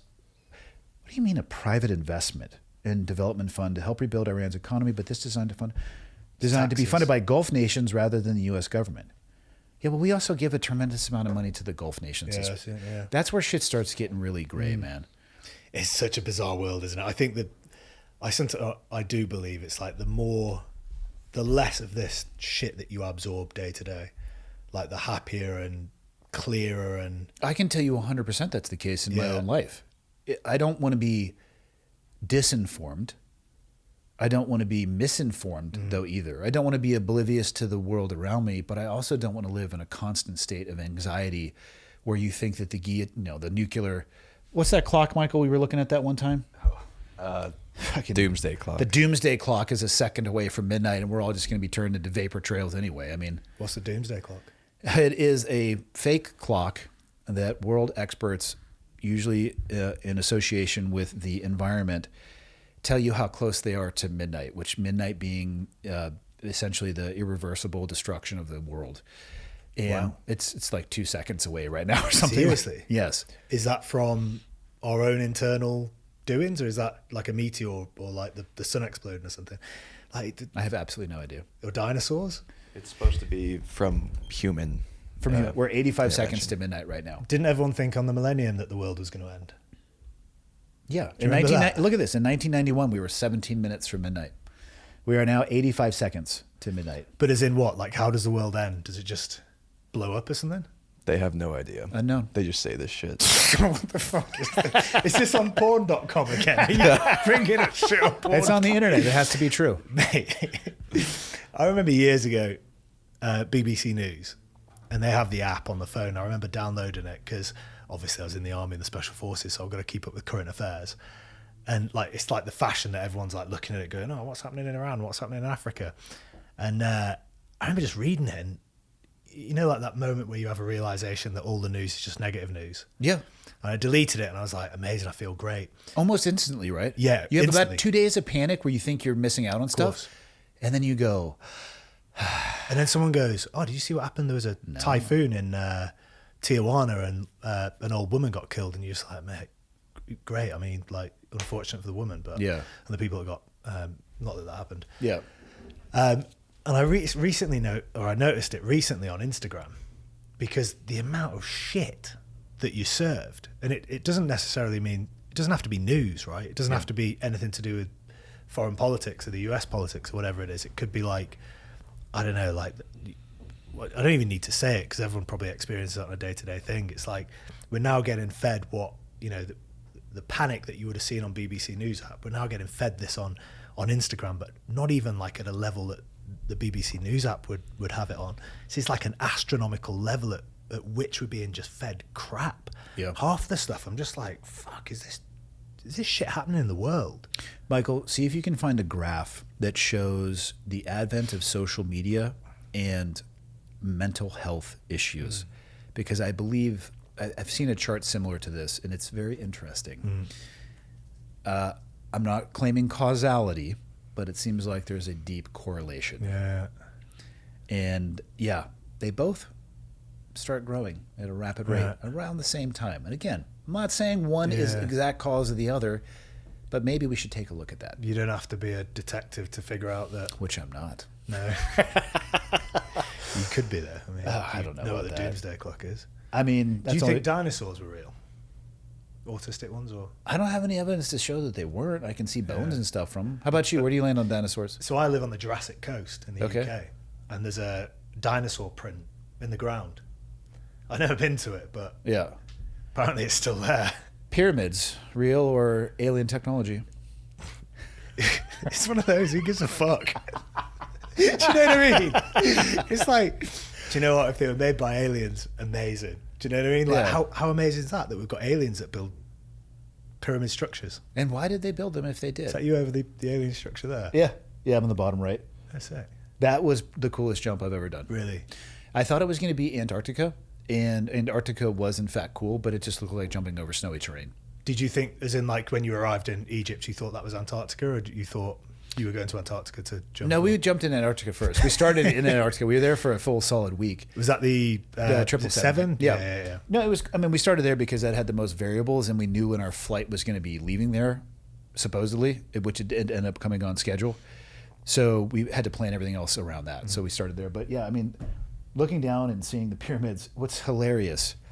So I get under canopy. I 100% considered top landing the Great Pyramid of Giza. How cool would that be, man? First off, in How my would you head, do it though? Because it's like I don't know. You think that it'd be this point, right? That I know it's very flat. That points to the what's it supposed to? It's supposed to line up as like the circumference of the to heaven's anus or whatever it is. Yeah, yeah, the circumference of God's penis or something. yeah. It's pretty flat. Not huge. I'd imagine it's quite big, right? Probably the size of this room. Twice the size of this table, I would Yeah, say, okay. which is doable. I can do that. Yeah. Plus, also, if you miss, you're like, I'm still under canopy, Yeah, right? And yeah, just kind of surf it down. In my head, I was trying to run the risk versus reward. International incident, Yeah. will it bring positive or negative press to the 777? Will we raise more or less money? Probably now positive. Yeah. So we landed, the guy, so I'm wearing the brown pants, the guy to the Yeah. left, his left foot is right by an old golf course, Okay. which is not shown Wow. in any of the pictures. Neither is the Marriott, by the way, that's right across the street from the pyramids. They're selective in the angles that they show the pyramids to make them look as if they're in the middle of nowhere. yeah. As you can see, there's Massive Cairo right there. Yeah. So we landed in that. I opened up pretty much right over the top of the pyramid and flew across. There was a corporate event taking place with, I am not shitting you, just like, so I'm flying right over the top of this. That's why you flew into it, isn't it? To land at the golf course. But it was pretty cool to fly around under canopy near those pyramids. It's pretty awesome. You can jump it now, can't you? I think there's companies that... You can. Not often. And yeah, many people have jumped over the pyramids. That's not something that we were the first to do. I don't think they do it incredibly often, but it's also not that unique. Yeah, it's like quite... it's like experiential, isn't it? Like a few companies that do it. Yeah, oftentimes they'll put you in the back of Mi-7s. They'll get the Egyptian military helicopters. Yeah. We were, I think it said skydive the pyramids on the side of the plane. It was a Twin Otter or a Caravan. Do you still jump? I haven't jumped in a while, only because there's no DZs up here. No way. I thought there'd be loads up here. Mm-mm. I mean, if you think about it, about 6 months to 8 months out of the year, not great for jumping weather. Snowing, yeah. So it would be tough to have an operation and make everything you need to in a year to sustain yourself in about 4 months. I have enough jumps now. As long as it's not something complicated, I can just jump into it. Yeah, just go send it. As long as it's a slick jump. So I didn't do much whilst I was serving. Mm-hmm. You got exposed to it though, I'm assuming. Right? Yeah, so you all do. When I first joined, you'd all do static line. So hey ho, and then because I was mountain troop, obviously the static line in square like steerable. Steerables, yeah, BT-80 canopy. So static line in the U.S. means something different. Right. That means fucking jumping into Normandy in a round. Oh, the big circle. Yeah, with no control whatsoever, and it is just jump off a 10-foot roof onto the ground, and that's what landing feels like. Yeah, we do that. We do that as well. Good. Yeah. You need to have that. That's experience. horrible. It's essential. It's horrible. No, it's essential to have. It's really Why important. does it hurt so much? Because you are slow at like a slow car wreck speed colliding with the ground. That's why it hurts. Yeah, because the wind's blowing you that way, and it's just douche. The velocity coming down is unacceptable. Yeah. So we train. So you do that in the paras anyway, and then when you join SF, you go and do steerables. Mm-hmm. It's the same canopy that we freefall, BT-80, and then I was mountain troop, but we were the first guys. So now everyone gets freefall trained. Halo. We were the first guys that went through it, and I can't remember where the story was going. Oh, so I've not done jumping. That. Yeah. Yeah. So I've done quite a lot, but obviously, in that I don't know what it was, 5 years from being trained up to leaving, and then didn't jump when I got out, and then probably didn't jump for 4 years, and I got a job with Sega. The game company. I had to free fall in. Really? Yeah, dressed as a World War II paratrooper. A free fall jump as a World War II paratrooper? Yeah. We're really combining some genres here. Out of a heli. Okay. Yeah. Okay. I had to hold the game in my hand, which they'd taped to my hand. Or that hand. How did you get this job? I don't know. They just approached and just went, we're looking for someone to jump in. But I hadn't jumped for 4 years. So I went out to Seville to jump. And I think I went out for 5 days. We had bad weather for 4. Final day we managed to jump.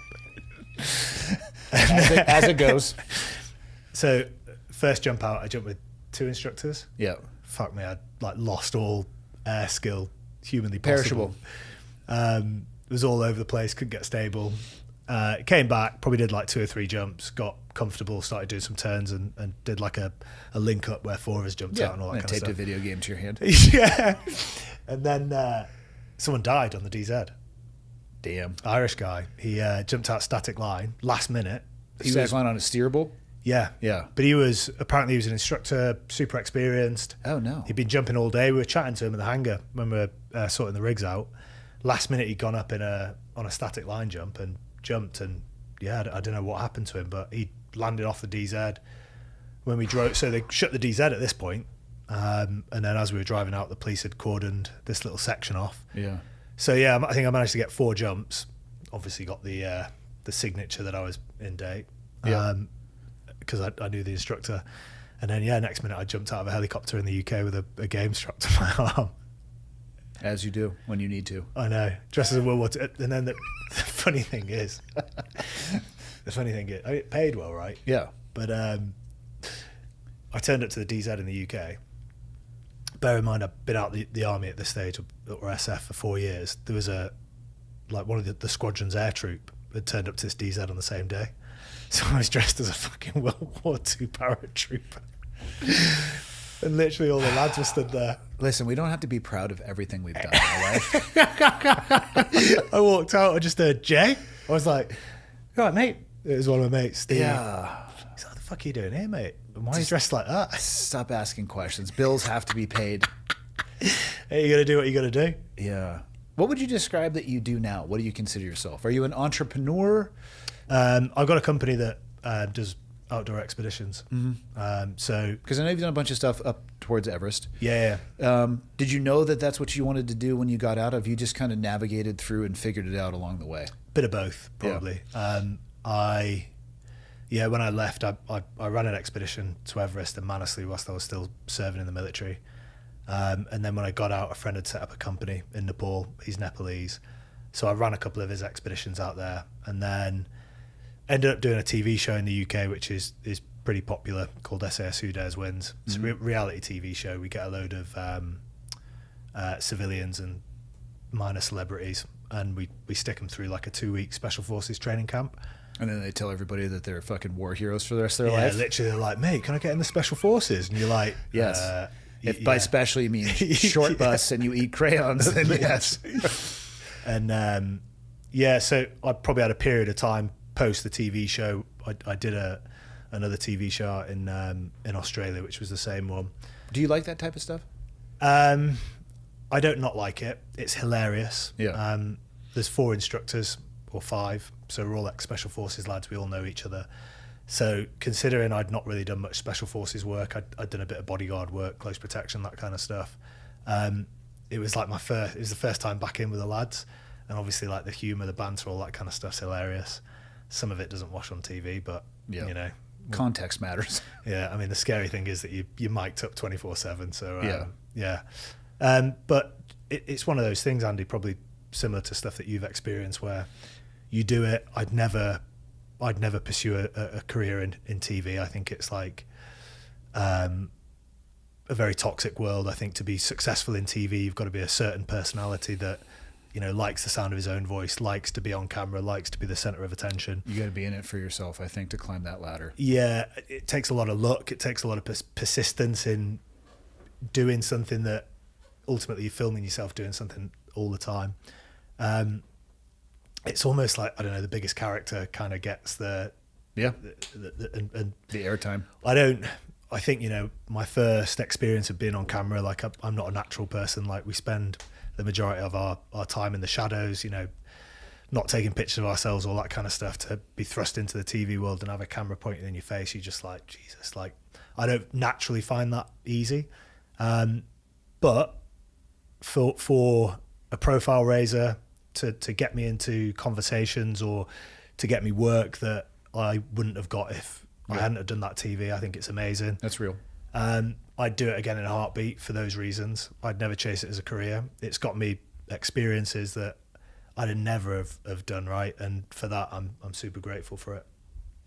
I did a reality TV show. Did you? Did you know that, Michael? Can we pull it up? I don't think so, We actually. can. Can we pull it up? Pull up Hunted CBS. Hunted, yeah. It was actually it was based off your were guys' you show. the instructor, or yeah? Because we've got a Hunted, I think. I was sitting in behind a computer because that's what I'm really good at. You know, is Are you doing the analyst? yeah, because that's my deep fucking You history. love Of, computers. let's just say ChatGPT. let's just say it was light on reality, heavy on TV. It's crazy, isn't it? Like, I wouldn't do it again. It was interesting to do. Let me pull up a YouTube video real quick. No. Just pull up. You don't need to pull up a YouTube video. Pull up. Go to images. this is good. Have you watched The Agency? I haven't yet. It's a good show. Is it Michael Fassbender or no? It's not Michael Fassbender. I can't remember what he's called. Second image. Today's episode is brought to you by Bubs Naturals. I'm going to talk about some of their products here in a minute, but the real reason that I want to promote this brand is what it stands for and who it's a tribute to. Bubs is a brand that is a tribute to former Navy SEAL Glenn Doherty, somebody who I feel incredibly fortunate to have served with for a short period of time at the beginning of my career. And I'll point you towards the website, bubsnatural.com, because it does a great job of explaining who he is and why they are a tribute to him. Bubs offers a variety of products, and I'm going to talk about them in a second, but let's start with their natural collagen peptides. I don't know if you're anything like me, but if you are, AGE is real. Yeah, age. It's coming for us all, and man, it's like trying to run uphill in soft sand, and you're just clawing to stay where you're at. If you're feeling stiff joints in the morning, maybe recovery's taking a little bit longer after a workout, maybe your skin is losing that smooth glow. These are things that everybody's going to have to deal with. You're not alone here. What you may not know is that your body's natural collagen production begins to decline in your mid-20s. It is a crucial protein that provides structure and support to your muscles, joints, and skin, and it's often referred to as the glue that holds our body together. Bubs helps restore collagen levels closer to what your body naturally had in its youth. This means that your joints, muscles, and skin are all going to be getting the proteins that they need to stay healthy, and your body can continue to perform at its best. Maybe you're not in the market for collagen right now. That's okay. Bubs has creatine monohydrate, hydrate or dye electrolytes, and MCT oil creamers for your coffee in the morning. When you go with Bubs, you are going to get a product that you can trust 100%. All of their products use clean, high-impact ingredients that are third-party tested, backed by science, and help you perform at the highest level. Live better longer. For a limited time only, listeners of the show are going to get 20% off at bubsnatural.com by using the code ClearedHot at checkout. Just head to Bravo Uniform Bravo Sierra, bubsnatural.com, and use the code ClearedHot, and you're all set. After the purchase, they will ask you where you heard about them. Please support me in the show by letting them know that I sent you. Back to the show. You're welcome, Michael. Where are you? Second. Oh yeah. Second row right there. With the hat and the boat. No, the dicky that's boat. me. Oh wow, mate! You look, Hold on. You look younger there. Yep. Who's the guy with the dicky boat on in the background? First off, the fact that you just confused me. He was the SFLO. Look at those eyes. That man. Who is that guy? That man wears other human beings' skin. Yeah, like a literally, leotard.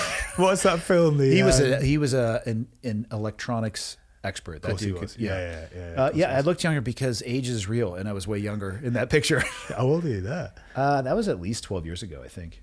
Yeah, 10 years ago, I don't know. So Dark hair? Did the never Everest search for that again, Michael. Hunted. You're welcome. Now I know. What was your experience with TV like? I don't think they would invite me back. No. Were you quite honest about? They would ask me to say things like, Andy, what you said was interesting, but can you start your sentence with, as a former Navy SEAL? And I would look at them and I would say, no. And they say, why not? It's like, because that's not an important part of the sentence that I just said. And it was just, I didn't care if I got a second airtime. Mm. They pitched it as this was going to be as close to reality as possible. And I don't want to, people who like these type of shows, that's great. I don't care how real it looks. There's an artificial nature to it. Mm-hmm. We were tracking people down that were supposedly on the run, as long as we were inside of the union hours of the cameramen. So there was a lot of start and stop, and I had to wear that same outfit for I think 40 days straight, right? And so for continuity and all sorts of stuff, it was an interesting experience. Yeah. I wouldn't go back. I don't think they would invite me back. So it's mutually beneficial. It's so funny, isn't it? I doing the TV show, there's a part where you've got to do these interviews, and before you actually do the TV show, you'll sit down in a studio in London and probably do 2 of these sessions that last about 3 hours long. Yeah, where they've got that camera with a 45-degree angled mirror, and the interviewer sits there. Yep, and you can literally just see their eyes. Yeah. And they'll ask you a series of questions, ask you to talk about your career, all that kind of stuff. Those are weird ones when they'll do that. And it's intense, man, isn't it? But you'll do that for 3 hours, and you go out to location. We filmed in Jordan, in Scotland, and then at the end of that, they'll bring you into the same setup, but where you filmed, so in Jordan or Scotland, and they'll have scripts for you to read. So that 3 hours or 6 hours that you spent staring at that fucking woman in the camera gets scrapped, and they just go, Jay, can you say that when you served in the Special Forces that, you were required to run through tunnels that were wet, and to do that the resilience needed to do that was formed through years of military service. Can you just speak in a way that you would never naturally speak, so we can get what we need to sell detergent on ad breaks? It was literally that. Again, though, interesting experience. Introduced me to some people I would have never met. Stay in contact with some of them. Yeah, wouldn't do it again. I'm glad that I did it so I can check that box and say I had that experience. But yeah, no thanks. Yeah, same. What else have you done? What else have you gotten yourself into? Yeah, so I've got a company now, Concept Expeditions. Brought you a T-shirt. Thank you. So yeah, I run one-on-one guiding for clients around the world. Onesies. Wow. I did some. So I worked for a friend of mine who's got a guiding company. I don't know if you've heard of him, Nims Berger, the dude who did the 14/7 film on Netflix. I like the guy who did the 15 is, I think, more impressive. Yeah.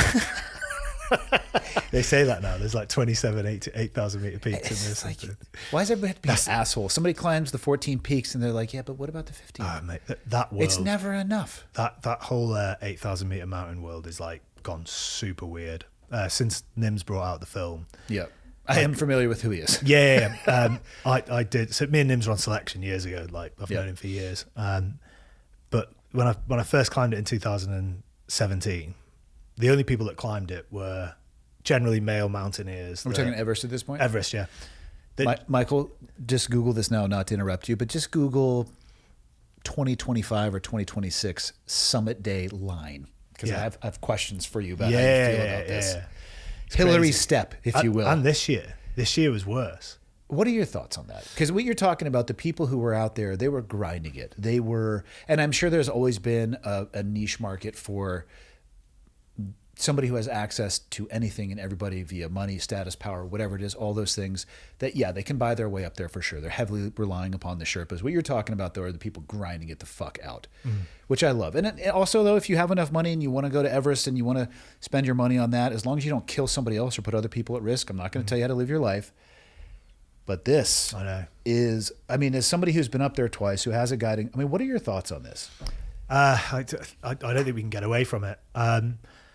I think what I don't like is a lot of people, this gets, so Everest, the name, Everest, the mountain, this is what people think of. Yeah. When actually it's not, Everest is still the highest mountain in the world. It's still this iconic, beautiful, like amazing experience.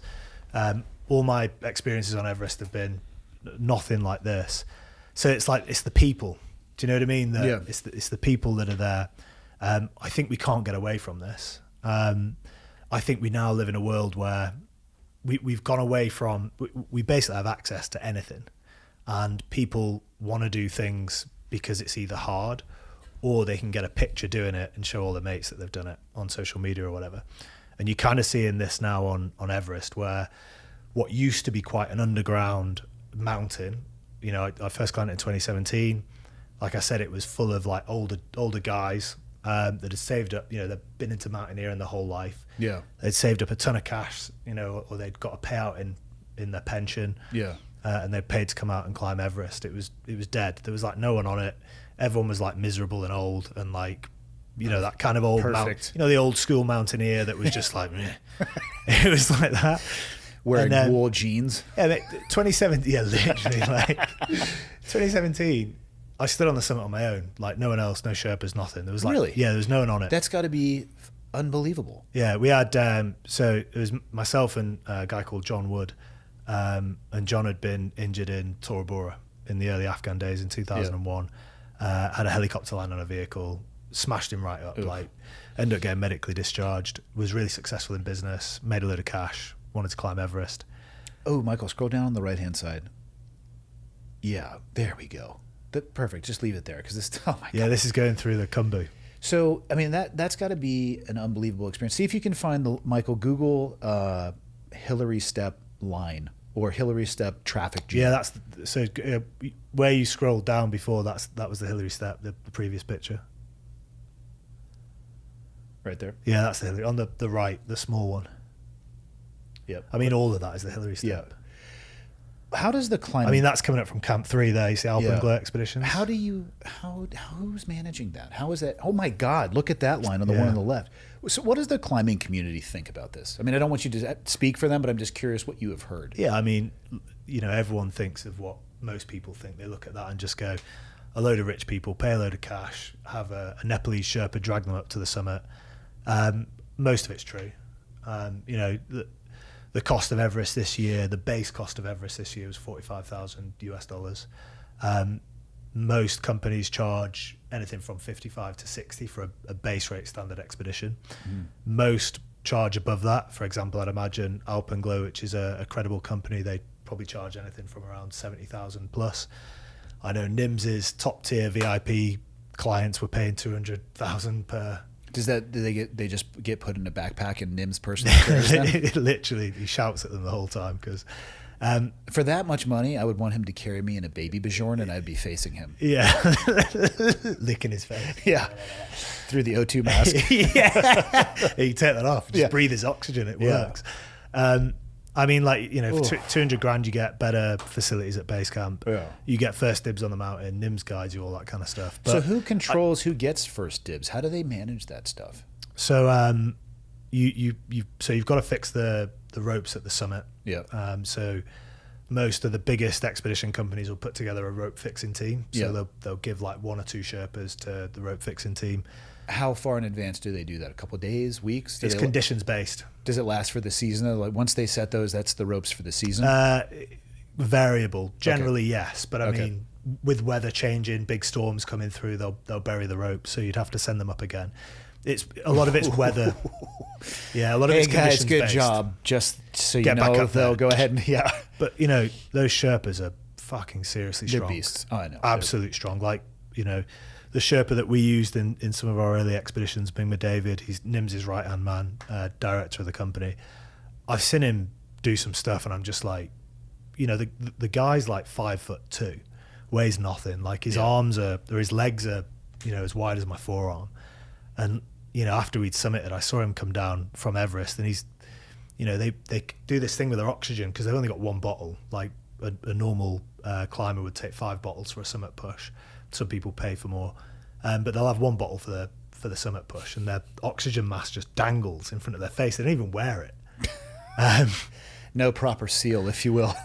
And like, he was coming down to, I think it was Camp 3 to Camp 2, and he's probably got about 6 oxygen bottles, and they weigh roughly around 7 kgs, I think. Yeah. 5 to 7 kgs each. Yeah. About 15 pounds for the U.S. Yeah, crew sorry. here. That's Sorry. right. Yeah, Fahrenheit, Celsius. All that We will do anything possible not to use the metric system. so weird because the metric system's like the easiest system ever. Yeah, but right now we're 7 hot dogs apart. We will never use. We are 1/100th of a football field apart right now. We will never use the Literally, metric system. Like yards. What the fuck is a yard? Nobody knows. Do you know how many It's yards like a this meter, room but is? not. Stones. Do you do stones? In the horse, no, yeah, in the horse world they do stones and hands.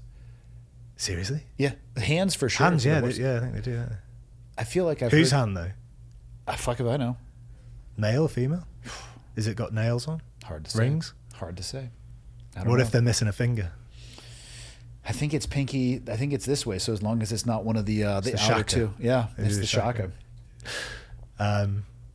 But yeah, I mean, So he had I 6 don't- bottles. He was coming down with that Yeah, much.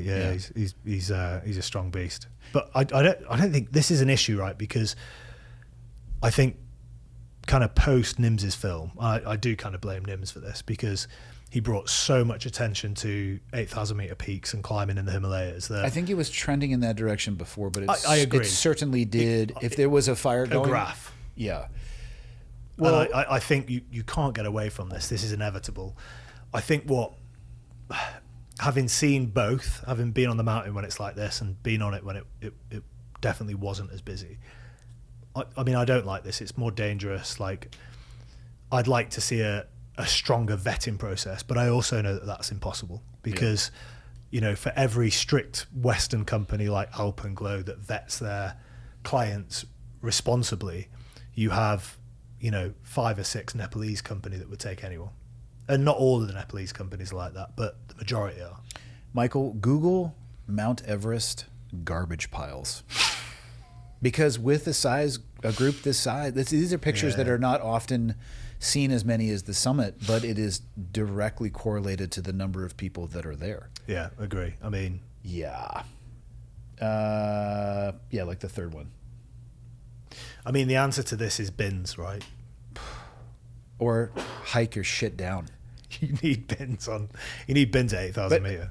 But I People mean, may not realize. I mean, this is actually the reality, though, of that many. There's oxygen bottles. There's dead bodies that are on the mountain, which I totally understand because you will lose lives in the attempt to save life. People go missing. I mean, who was the guy they found? I mean, I know some of the Edmund Hillary. Yeah, I mean, the recent one. 50 or Jimmy 60 Chin years and that. later, I something like know. that. I think that was a fix. You think so?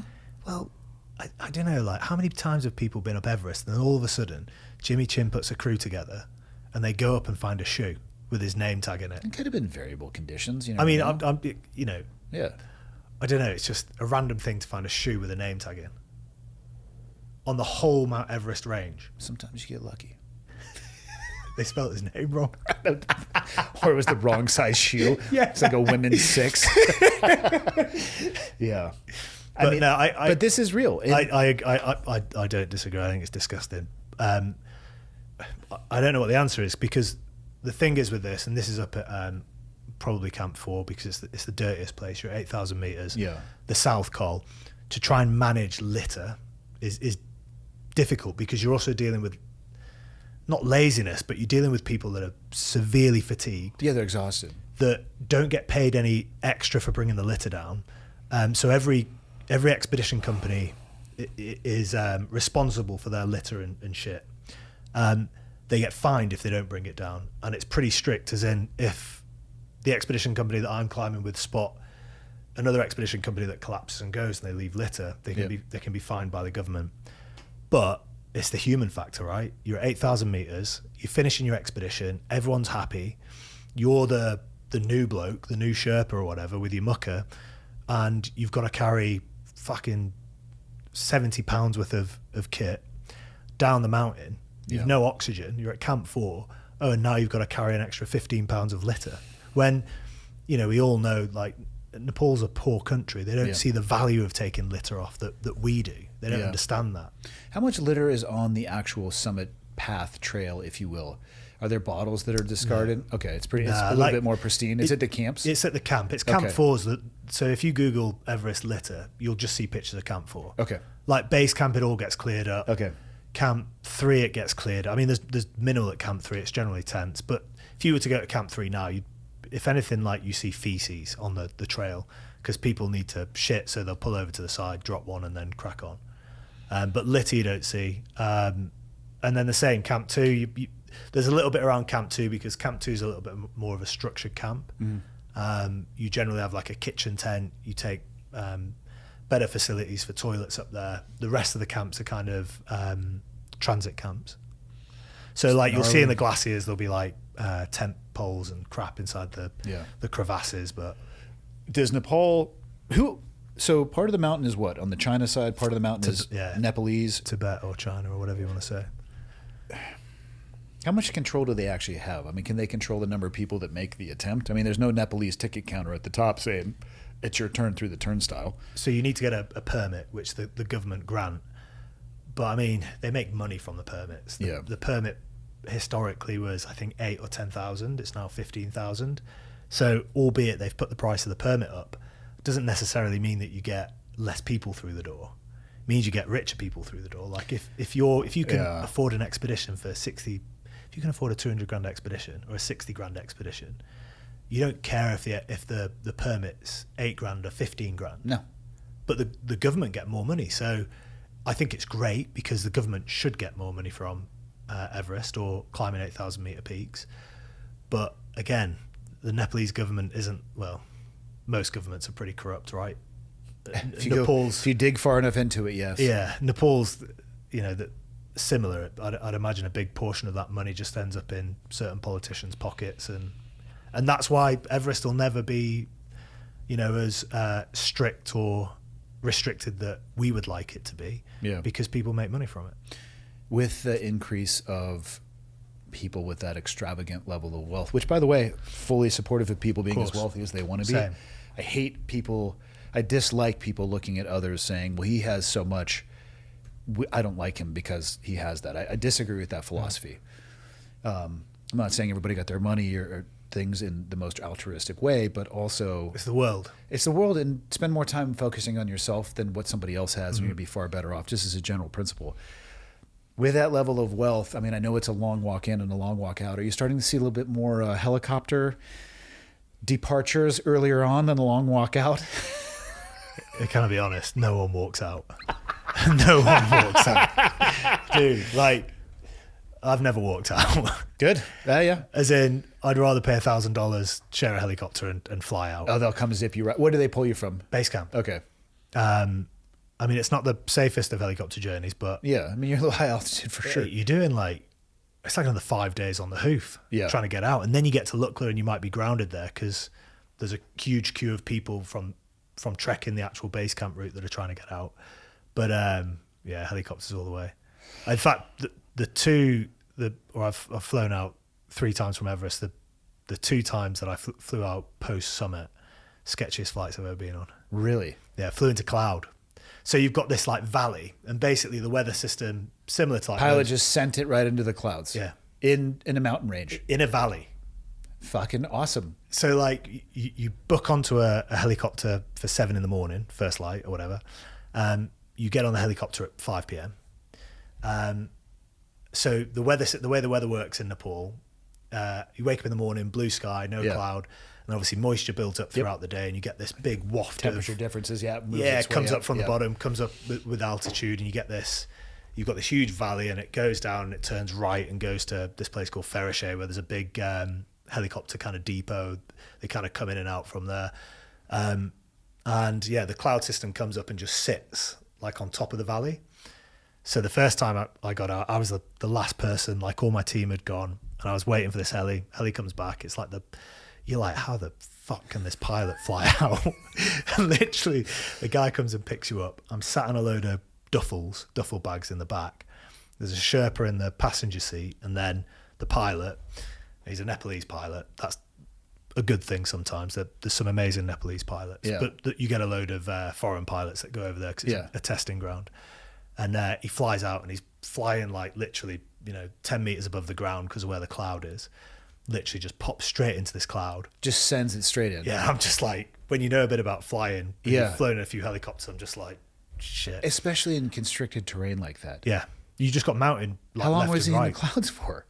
What felt like 50 minutes was probably more like 10 seconds, but he's flying down this valley, and this Sherpa, you can see the panic. Do you know what I mean? They're like, and this Sherpa just next minute, he just goes, blah, blah, blah, blah, blah. He's just pointing that way and just screaming at him.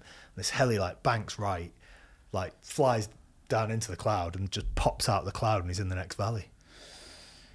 There's a couple of other ways that could have ended too. Yeah, there's quite a lot of helicopter crashes over there. It happens quite a lot. You're at a super high altitude, like you said. The mountain flying is not a joke. You not only do you need to be familiar with the terrain, the helicopter you're flying, the weather conditions, even all of those, it's still super dangerous. You're at the upper limits of what those things are able to do. And you're living in a country that, if it's the US, Switzerland, or whatever, it's like there's checks and procedures. I'm sure they have a in crack place. maintenance team making sure all the bolts are on there. I'm sure the maintenance windows, the 1,500-hour checks, are definitely getting done on time. 100%. My flight instructor was telling me, it's the wild, like flying out of there is the wildest thing ever. Like, flying anywhere outside of the first world gets a little wild. So a lot of people learn how to fly in Robinson helicopters, the little bubble ones. the single blade thing. Yeah. Can you fly helis? I can, yeah. Yeah. I have my fixed wing and my helicopter license. And my instructor was talking to me. He had done a bunch of flying in jungles and third world places where, like, carrying batteries out of the jungle because he couldn't get the thing started. So he had to, or had heard stories of people needing to walk for a few days. The blades, I'm going to say on the Robinson, I don't know for sure. Whatever it was, he encountered a guy who was flying a Robinson that had the factory blades that were an orders of magnitude beyond what they were certified for. And he's just out there fully sending it. Bucket of fucks completely empty. Yeah. Like, okay, dude. These things are rated for 5. I got 20,000 hours on these things. We're good to go, boys. Man, that thing looks scary. The Robinson. Just looks like a tin box. It's tiny, and it is very. It's. I would describe it as twitchy. I don't think that's a word found in the manual or how Robinson would necessarily describe it. It's very lightweight, Responsive. It's susceptible to a lot of the turbulence or buffeting left and right. As long as it's like any piece of equipment. If you keep it inside of the tolerances, you're going to be okay. The Robinsons are oftentimes associated with what's called mast bump, which is where the main rotor blade cuts off the tail rotor. Boom. Seriously? Yeah. Happens a lot? It doesn't happen a lot, but that particular airframe, the type of rotor system that it has on top, if you do a negative G push forward, the two Bends can, it. but if you don't do that, that's not going to happen. Some people don't mean to. They'll get into turbulence and they'll dive it. You know what I mean? So Keep your tools inside of the operating parameters, and you're going to be okay. Why did you learn to fly? Whilst you're in, or when you got out? I learned fixed wing while I was in. Yeah. So after I had gotten hurt, they sent me to Buds to be an instructor at the SEAL course, and they were looking at that time period to try to increase the number of people making its way through. There was a doctrinal push inside of all special operations in the U.S. military. We need more, and you know as well as I do that's a great theory, but that's 5 years minimum to really get it in. You can't mass produce them. It's one of the core tenets of special operations. So in SEAL training, the winter hell weeks, that week where they essentially keep you up, there's a vast amount of attrition. So they were playing around with, for one class, let's not have a winter hell week cycle to see if it makes an impact on attrition or numbers through at the end. I checked in right at that point where that class was starting the first phase, which was 10 weeks long. So I didn't have anything to do for a couple of months. And I was driving home, where I was living in eastern San Diego, and this little Cessna looked like it was about to just completely auger in to the freeway that's right next to the airport. And I looked up and I said, well, that looks interesting. Yeah. So I banged a left and went to the flight school, and then I got my private pilot's license and kind of put it to bed. Worked for a CrossFit, a strength and conditioning company afterwards, and the founder wanted to get an aircraft to travel back and forth between his houses. And he had remembered that I used to fly, so I started doing flying there, which led to some jet type ratings. Didn't fly for probably 8, maybe even 9 years. Was at a friend's house, and he had a A-Star helicopter sitting in his patio, for lack of a better term. It's like, hey, you want to go up? I'm like, okay. And then the guy who took me up is like, hey, do you want to fly? I was like, okay. Not the takeoff part or landing. It's probably not advisable for anybody near us or in this helicopter. Yeah. Flew it around for a little bit, and it just kind of reignited the passion for it. It was fun, and it was something that I enjoyed before. I had never really thought of rotary wing stuff. I didn't know much about it, and I talked an immense amount of shit about rotary wing flying, knowing almost nothing about it, which is the best. Is there like a little bit of banter between fixed wing and rotary? Or? No, I think it's just best when you don't know much about stuff, just to really deeply discuss issues. Yeah, you know, be the expert. Yeah, that's the way the world works, right? And on the fixed wing side, you know, if our engine goes out, we can glide for a bit. You guys are dead if the engine goes out in the helicopter, which is not necessarily true. You have less time, but there's things that you can manage. Like what? Just the auto rotation. You know, it depends if you start it up again. No, depends. I mean, in the Robinson, I don't think you can. In the helicopter I fly, if an engine fails, you do not attempt to restart in flight. I fly a multi-engine helicopter though, so I'll just fly it back to the airport. Yeah. But did that flight. Came home a couple days later. It's like, that was pretty cool. And then saw one of the Robinsons landing at the local airport and researched there was a flight school. Ended up getting my rotary wing private pilot's license, and then worked my way into having a helicopter, and now I go fly whenever I want to. You got your own heli? Yep. That's wicked. Ever jump out of it? Obviously, well, I could whilst you're flying, someone else flying, or I could do it once. Yeah. It'd be an expensive jump. Just ghost right it into the lake. Who's that dude? You remember that guy jumped out of his plane or something? Yeah. He had an aircraft emergency and just happened to be flying his Cessna with his skydiving rig on and about 9 GoPros. Yeah. He stuffed it. It was like north of LA. He stuffed it in. The FAA was not really pleased with his. I mean, that's an expensive jump though, right? I guess. And I don't know what he thought that was going to happen. I know. Who flies a Cessna with a skydiving rig on? Instagram likes. Yeah. Here we are. Yeah, Mike will find it. He's the best. Would you bet? Have you've completely sacked the base jumping off, haven't you? I have, just because I don't have the access or time to even stay current in the skydiving world. So why layer that that extra on top of it? Go down, Michael. Yeah, base jump is wild.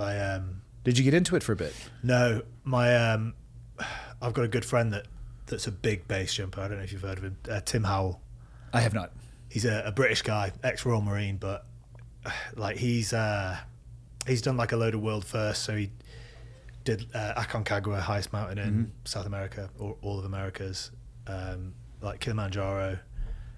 He's been trying over the last 2 years to jump off Lhotse, which is the mountain next to Everest. Yeah. So it'll be the highest wingsuit jump ever done. Last couple of years he's failed. He got to the exit point last year and the weather turned. It was horrendous, big winds, etc. That's a tough decision to make, but I'm glad he did. Yeah, 100%. I mean, I saw the videos. It was gnarly. I mean, you wouldn't want to be on that exit point if you weren't jumping, let alone jumping. But I went out to climb with him in Switzerland, and we were Lauterbrunnen? Yeah. How beautiful is that valley? Amazing. It is standing at the entrance to that valley, looking into it, and you just hear canopies opening on both sides. Yeah. But going out, Tim was like, "Mate, do you want to try base jumping?" Yeah, let's just give it a try. We'll just give it a try. It's a canopy, right? We'll just get the canopy open and you'll sort it. I was like, yeah, why not? I was like, is it like, I'll be all right when I was like, yeah, you'll be fine. I think it was just after I'd come back from Seville and done 3 jumps. Yeah. So I flew out and we'd done a bit of climbing. We tried to climb this peak called the Schreckhorn. Got weathered off, and we gone back into Lauterbrunnen. Yeah. And we'd hiked to an exit point, one of the ones that they've made, so it's like a wooden structure. It's like a deck. I remember looking over the edge and I was just like, fuck that. It's a different experience. So different. Yeah, the zero airspeed starts are for the first 2 or 3 seconds. You got to really nail body position. Yeah. You got to initiate the start of that jump aggressively. Yeah, I've seen it go bad enough. I was there with a buddy of mine who eventually ended up dying base jumping. I don't want to over romanticize how dangerous it was, but I think we were there for 2 weeks and there were a minimum of 6 fatalities. I think there were 8. Yeah, wow. And we would happen to be on the other side of the valley, and it would be an exit point on the other side. And the next day, not because we were trying to, alternate or anything, but we were kind of naturally alternating, and then something would happen. It's gnarly. It's very unforgiving. I mean, if you roll the dice long enough, right, you increase the odds of something happening. Yeah. There's a relatively famous in the base jumping circles community guy named Sketchy Andy. Yeah, I seen just recently. Passed away, I think, 2 days ago. Yeah, that was at the place where he jumps. Moab, yeah. And there was another person involved. It might have been a tandem operation.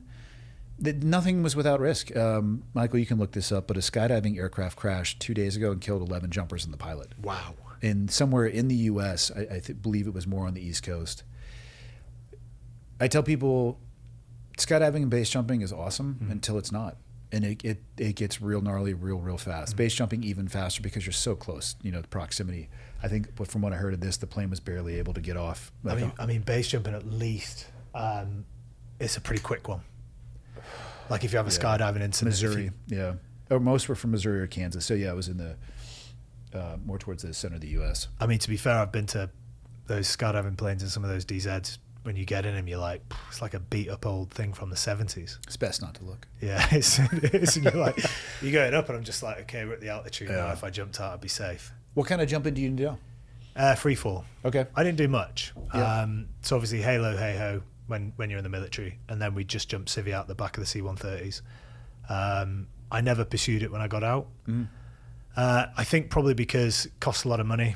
I do other sports, so like climbing, surfing, bit of mountain biking. So to then pursue skydiving, I think it's a sport that if you're in, you're in.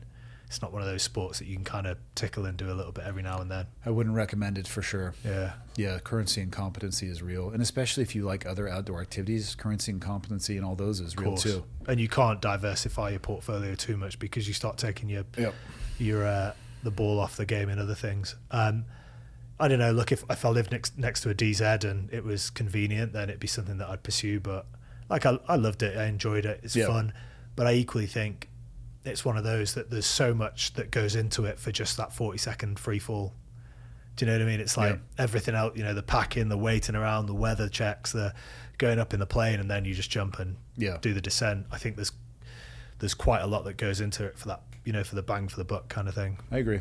Wingsuits were pretty awesome for that respect too, because it changed the dive from being so vertical to being a lot more horizontal, and you could essentially triple the time you were in free fall too. They're pretty cool to scream around in. Yeah, but again, you need the experience, right? You need to be jumping quite a lot to even consider free fall. I mean, you don't have to, but I would advise it. Yeah, of course, but equally, like I don't know. Again, like you look at, albeit the Sketchy Andy thing, he was a very experienced person, but I've been out to Chamonix plenty of times, and my auntie and uncle now, the shaman, they live out there, and you know, you'd speak to the guides out there, and they'd be like, "Oh, we had a fatality, you know, yesterday. There was one last week," and a lot of it comes from the wingsuit community, and I don't know whether it's people with similar to Everest, right? It's this thing that looks so exciting for people to try, and there's probably a lot of outfitters out there that are just like, oh, I'll teach you how to base jump a wingsuit, and you need relative, you know, skydive or airtime. With skydiving and base jumping, the barriers to entry is essentially a credit card. You know, Everest, you're going to have to go with somebody who knows what they're doing, who can get you the permissions, and it's still a credit card though. Credit card, but I could have, not that I would ever recommend somebody could do this. You could buy on the internet everything to base jump and go do it by yourself. That's you're not wild, by the way. And you're not doing that with Everest. You know what I mean? Yeah, I get you. So I felt it in myself when I was doing that stuff too. You know, if 10 feet off the ground is cool in a wingsuit, is 9 better? Is 4 better? That, you know, twice as good as 9. Yeah. And you can get away with some stuff at times, and you know the theory. There's your luck bucket and experience bucket. Mm-hmm. You need to be heavy in the luck bucket to support someone to the experience. It's just so unforgiving. One mistake, and you know, they're putting you into a para bag. What was it for you? What did you get from it? I enjoyed the activity, the actual sensation of doing it itself, but I really liked the mental focus and clarity that came from it. I liked the sensation of standing on those edges, zipping up. Having said that, utterly terrified. You could look around and be like, hey man, can you hear my heart? Or is that just me being deafened by the sound of, which I think is a natural reaction. If you don't have that, you may want to reconsider what the fuck you're thinking about, because you're about to rock forward in a nylon suit and send it, and you're going to have the rest of your life potentially to sort out anything that may happen. But for me, it was a mental reset, man. It was because you're so in the moment that all the other BS of life would just fade away. And it would last for a really long time, so it was impactful. But at what cost? As with everything we do, right? Risk versus reward. When we moved up here to Montana, my currency lapsed to the point where I realized, okay, you know, maybe I could go to the Perrine Bridge in Idaho where it's legal. Probably the only place. It is the only place in the U.S. where it's legal 24/7, 365. And good facilities there. And there's a lot of first jump courses, like you're saying, outfits that will teach you how to jump there. But even then, the currency lapsed a little bit more. Found jiu-jitsu, fell in love with that, and got a lot of that in the moment, mental clarity afterwards as well. Way lower risk. Was it as powerful as base jumping? No, I would never say that. Do I need it to be that powerful anymore? No.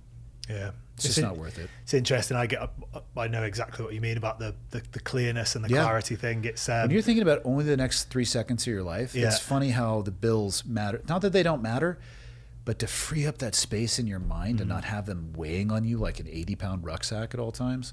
I think that about like all the other sports that I do. It's like climbing, mountain biking, you know, being on a motorbike, all that kind of stuff. It's very similar. I try and do a bit of track stuff on the motorbikes. And you have to deal with Ducati, right? Yeah. Fuck you. Do you like bikes? My first bike was a Ducati Monster 1100 EVO. Yeah, nice. It was amazing. Yeah, I love bikes. Ducatis, it's pretty tough to find a dealership in Montana, let alone maintenance.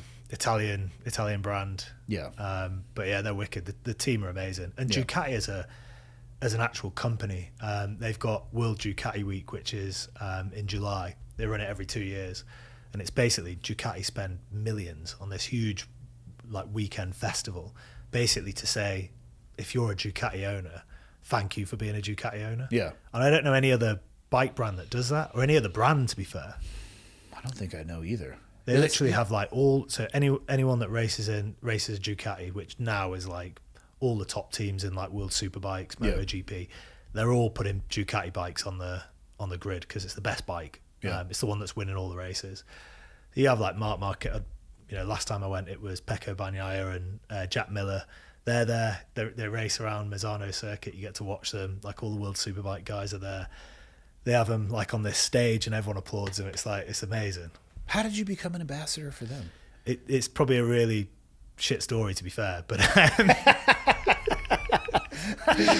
I just reached out to them. I love Ducatis, love bikes. Yeah. And if there was they are pieces of art. Ducatis are pieces of art. Amazing. I think they, like you say, they belong in a museum. Yeah. I I just reached out to them. I was like, if there's one brand that I want to work with, it'd be Ducati. And that was probably 5 years ago. That's awesome. Good for you, man. Yeah.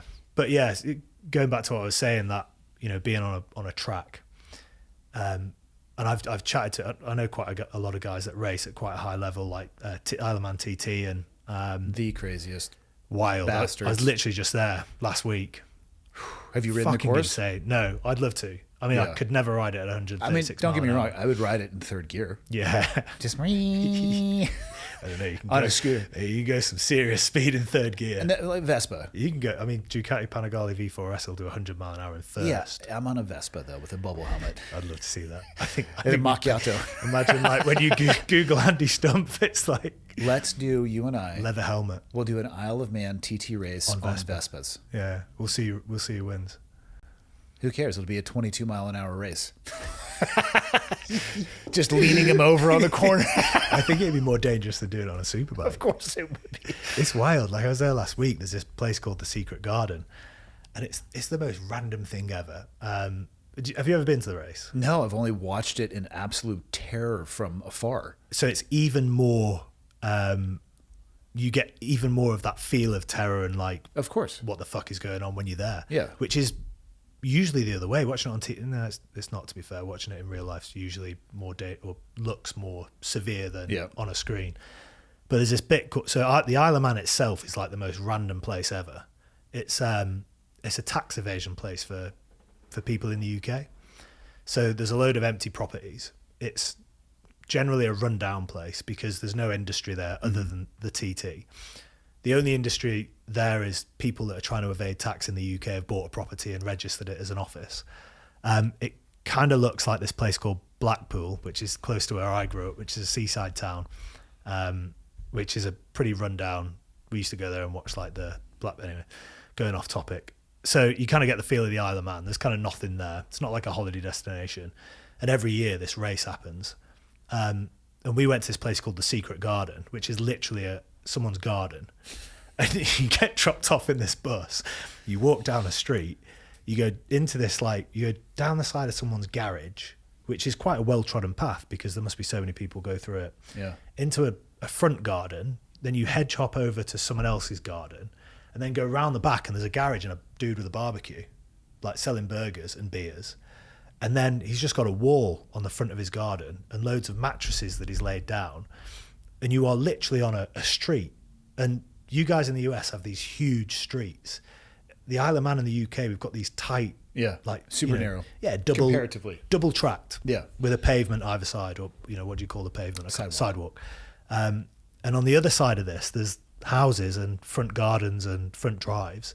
People have just set deck chairs up and you're literally on the track and you hang over the side of this secret garden and the bike comes down and it's every little bit of elevation change on the road it hits, it's like wheeling. Mm-hmm. So these bikes are coming past, probably doing about 120, 130 mile an hour in full wheelie, probably about 1.5 meters in front of your face.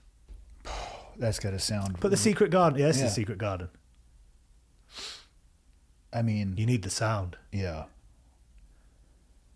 Enhance, Michael. Enhance. Currently. It's not going to do it justice for in person, but yeah. It's white, it's the craziest thing I've seen. Jeez. So that wall there, there's paint on the wall from the leathers. There's paint, so that... Can you imagine if you hit that 1/4 of an inch or 1/2 an inch too much? They're touching it. That's the craziest thing.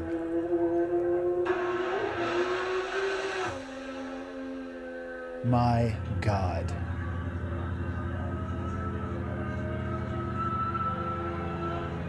And look how close.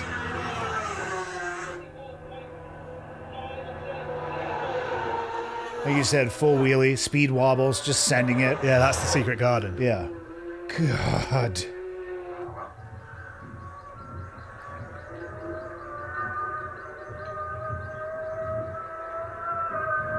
The sound of that is just unbelievable. It's wild, isn't it? How often do people die? So one guy died this year. Yeah. Wasn't he one of kind of the legends from there too? Yeah, he died on the the qualifying, so you didn't die in a race. There was a lady, Maria. She's a sidecar. I think she's the ballast, as you'd call it. Yeah, I know what you're talking about. Yeah. So yeah, they cancelled the sidecars this year. I think I don't know the details exactly, but I think she'd hit like where, you know, the change in direction on the road. And do you remember like how the old Formula One cars used to just float up in the in the sky? Like the sidecar's done that, and obviously hit the deck and a bit. Essentially, you got enough elevation under the front to become a wing. Literally that. Yeah. I mean, I think it's the first time it's ever happened to a sidecar, but they cancelled the whole race. Yeah. And she's in a pretty bad way. I think the driver is as well. Risk versus reward. It's wild though. Like you hear that gets me excited. Again, as in the sound of the bikes. I would crush that in a Vespa with just a nice iced macchiato and a little cup holder. Big, massive, like cannonball with visor. 100%. I think we should wear face. I think we should wear scarves and those glasses. Of course. World War II aviators. I think we should do genuine sidecar. Who's driving? Like a bike and a sidecar. We have to flip a coin. I'm not getting in the sidecar. You need a scarf, and that's the cuck seat. The sidecar is the cuck seat.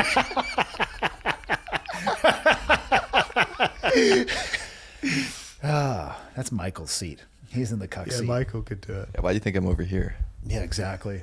Have you ever watched any of the Isle of Man stuff, Michael? No, this is like the first time I've seen it. In your own time, they have obviously some POV footage from what. It's probably not even. It's a good representation, I think, of at least the angle that the driver's seeing.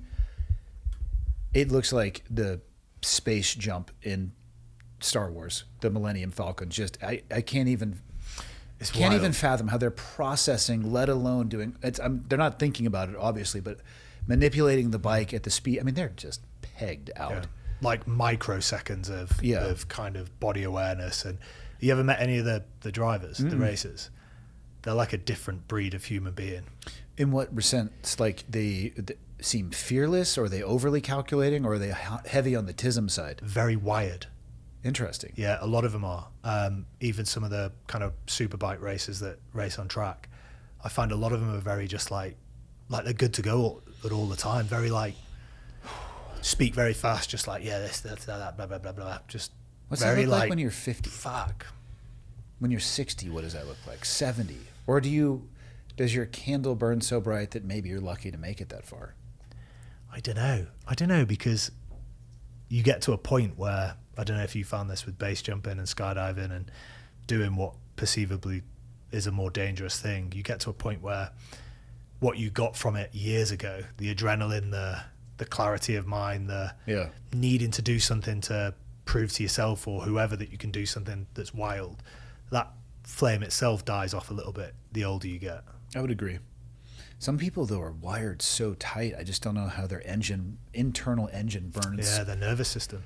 Yeah, I don't know. I'm not a doctor, full disclosure, but I wonder about the long-term longevity of that. But I love that there are people. The human species is fascinating. It's wild. The fact that there are people out there like that who want to do that stuff, I couldn't be more supportive. Same. Yeah. It's one of the things I like more about Europe when it comes to base jumping. It is risky. People are going to die. But in Lauterbrunnen, they're not shutting down the valley because people are making the choices. That is their choice to make, whether they have a full understanding of the risk or not, the individual and the person. But it's just viewed differently. And I can appreciate that. And I don't know where that comes from. It's interesting, isn't it? Because equally, it doesn't bring any money through tourism. I bought a lot of cappuccinos. I did. I would like to do a nice pack job, a nice cappuccino, and go send another one. How many coffees can you drink a day? Because you own a coffee company. A lot. What's the maximum? 12? Seriously, in a day? Doubles? I mean, why do we have to? Not everything has to be counted. There's a lot of judgment. 12 double coffees in a day. Why does it have to be a double? What's a double coffee? All right, so what would a coffee consist of? Coffee means just coffee. That means just drip coffee. Yeah, but you can't. You're talking about it's got to be espresso? caffeinated coffee. Like how many caffeinated? 12? 12? I'm Would you like consider? I'm not judging, by the way. I think it's impressive. The look of in your face is a little bit of judgment. Didn't that? Was it? I'm not saying I do that anymore. Was it the coffee competition that the woman died? Or was that a I'm not sauna aware of competition? But I mean, I know That's there's equally I know weird. there's a lethal dose to caffeine. No, when we first were 12, open, man. Would you like, say you hit the 12th one? yeah. Is it still having the same effect as Oh no, you're through the effect. You stop at the 12th one because you think you're going to die. just heart, boom, boom, Yeah. boom, boom? Sweating. I find like the more coffee I drink, the less the effects. I feel like it's, That's because our adrenal glands are burned out. yeah. Our endocrine systems don't work anymore. Amen. Amen. Yeah. No, this Give was me that earlier in stuff. my coffee journey. No, I'll have 2 cups of coffee a day at this point. Yeah, I'm 2 I also cups. don't want to drink too much because I do enjoy the taste of coffee. I like the morning kind of routine aspect to it as well. But if I have more, I want it to be able to have that effect. Same. You know what I mean? If I need a little bit of hey, I need to be a little bit more awake, or I didn't sleep well enough, I don't want to be so immune to the effects of caffeine through overconsumption that it doesn't work. I quit it in January for a month. Yeah. It's the first time I'd done it in like Horrible 20 month, years. I'm assuming. I weirdly found it easy. It's bizarre. Yeah. I was finding, weirdly, last year, I was having like 1 coffee in the morning, finding like I had this weird thing with my speech where I was thinking of what to say, but the words couldn't come out. Yeah. I don't know whether it was stress related but I blamed coffee, Okay.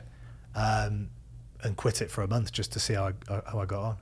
It was fine, but like I wouldn't say it was. I wouldn't go. I don't know. I like drinking coffee, like you say, right? I like that morning routine of getting up, making a coffee, sitting out in the garden if there's no rain. But I wouldn't say that being off coffee was any better for my energy levels or clarity of mind than being on it. Like when I first started drinking it again, I was just like, all right, yeah, sound. I just feel the same. Hey, to each their own. You know, we might have a slightly different sliding scale than some other people based off our Nah, experiences. I think we're pretty normal, mate. I think we're normal. Out of all the stuff you do now, what do you enjoy the most? So you have your guiding company. I know you do ambassador stuff Yeah. for a couple of different brands, which is an interesting journey in and of itself. But out of all the stuff you do now, what do you enjoy the most? I like surfing. I enjoy surfing.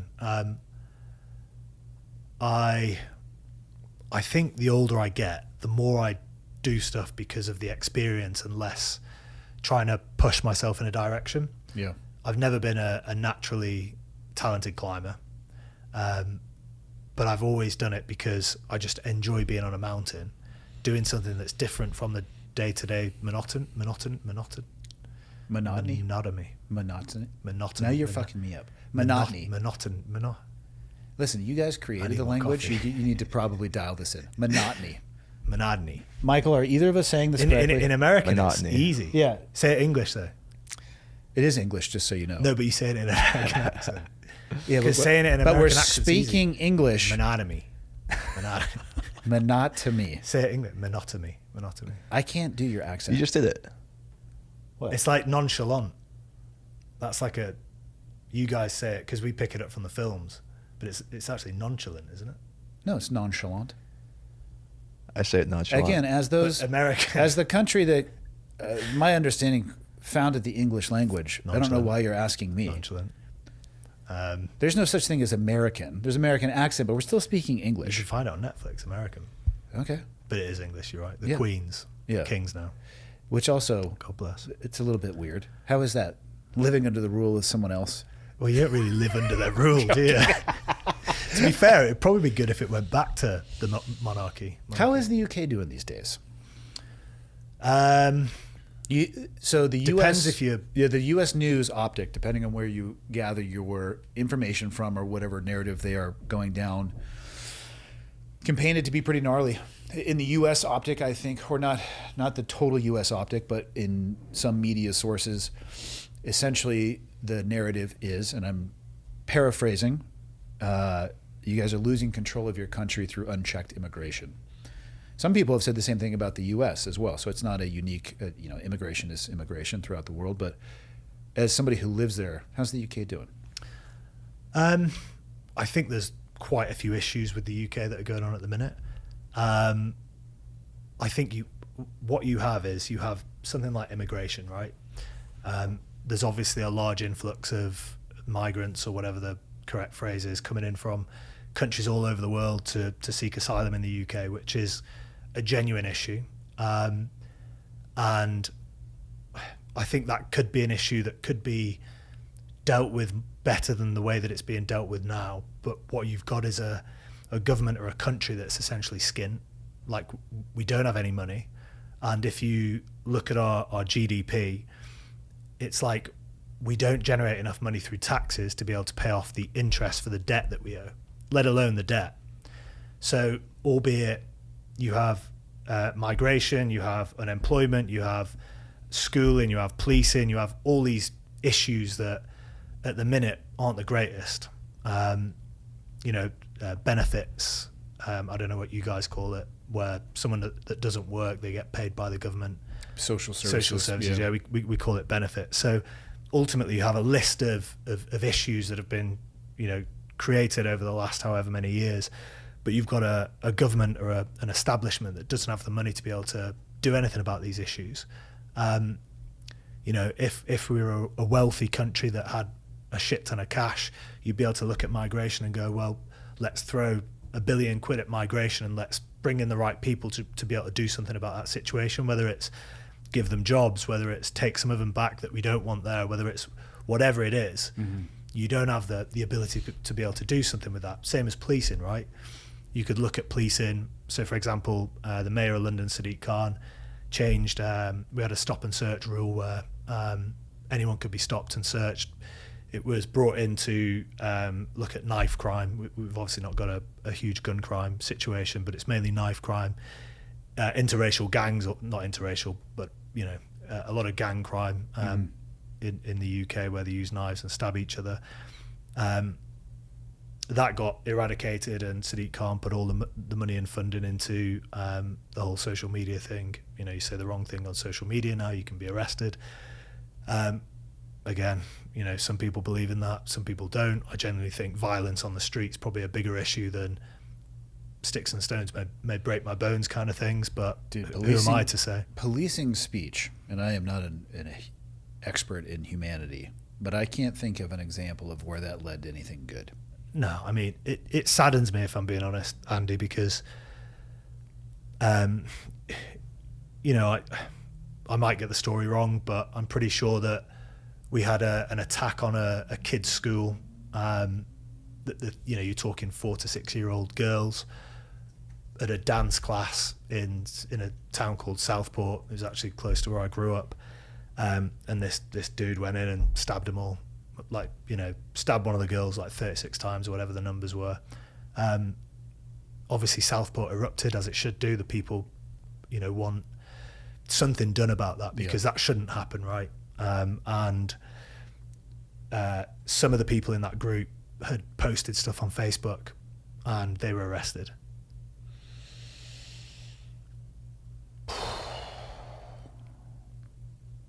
For an opinion. Yeah, I'm not a fan, man. I'm not a fan either. So again, it's like you've got all these issues, you've got policing. I think it's, I'm from, I've worked in the military. I grew up fearing the police as a kid. They drove onto the park that we were drinking on, you'd all run. Because if they got hold of you, you'd get a slap round the face. Yeah, you're going to get knocked around a bit. Yeah, you'd probably gob off to them and get a spray of CS gas in your face. It was like, that's just what happened. I wouldn't turn around and say that they were in the wrong. Yeah. I'd say it was all part of the fun. But now it's like, you look at the iPhone's got a camera on it. They're all getting filmed. They're under scrutiny. It's like, I saw a video of a police officer punch a guy on the floor the other day. It's not the best thing to do to punch a person on the floor, but I think at the minute the police are sat in this space where they don't want to do anything, because anything that they do comes under so much scrutiny that they would be pulled off their work and harassed. I've seen a friend recently be harassed on social media and Facebook because she wasn't even involved in something that happened in the UK. I don't know if you saw the thing that happened in Southampton where 2 Sikh lads had stabbed a white English guy. Mm-hmm. They'd used the Sikh knife. I don't know what it's called. And they'd then called the police and said that they'd been involved in a racial attack. So the police officers turned up and arrested the guy that had been stabbed 4 times, and he bled out on the floor. and she'd been, you know, anyway, I'm probably not going to, I don't really want to go into details because it's her life as well. But yeah, I'd like to see police have the power back. I'd like to see police not have the finger pointed at them as much, because equally we're spending, you know, an armed police officer shoots someone in London with 2 knives stuck to them. That police officer then gets pulled out because an inquiry is happening and they can't carry on working. That inquiry itself costs millions of quid. Wow. And we don't have any money. As a country, we have no money.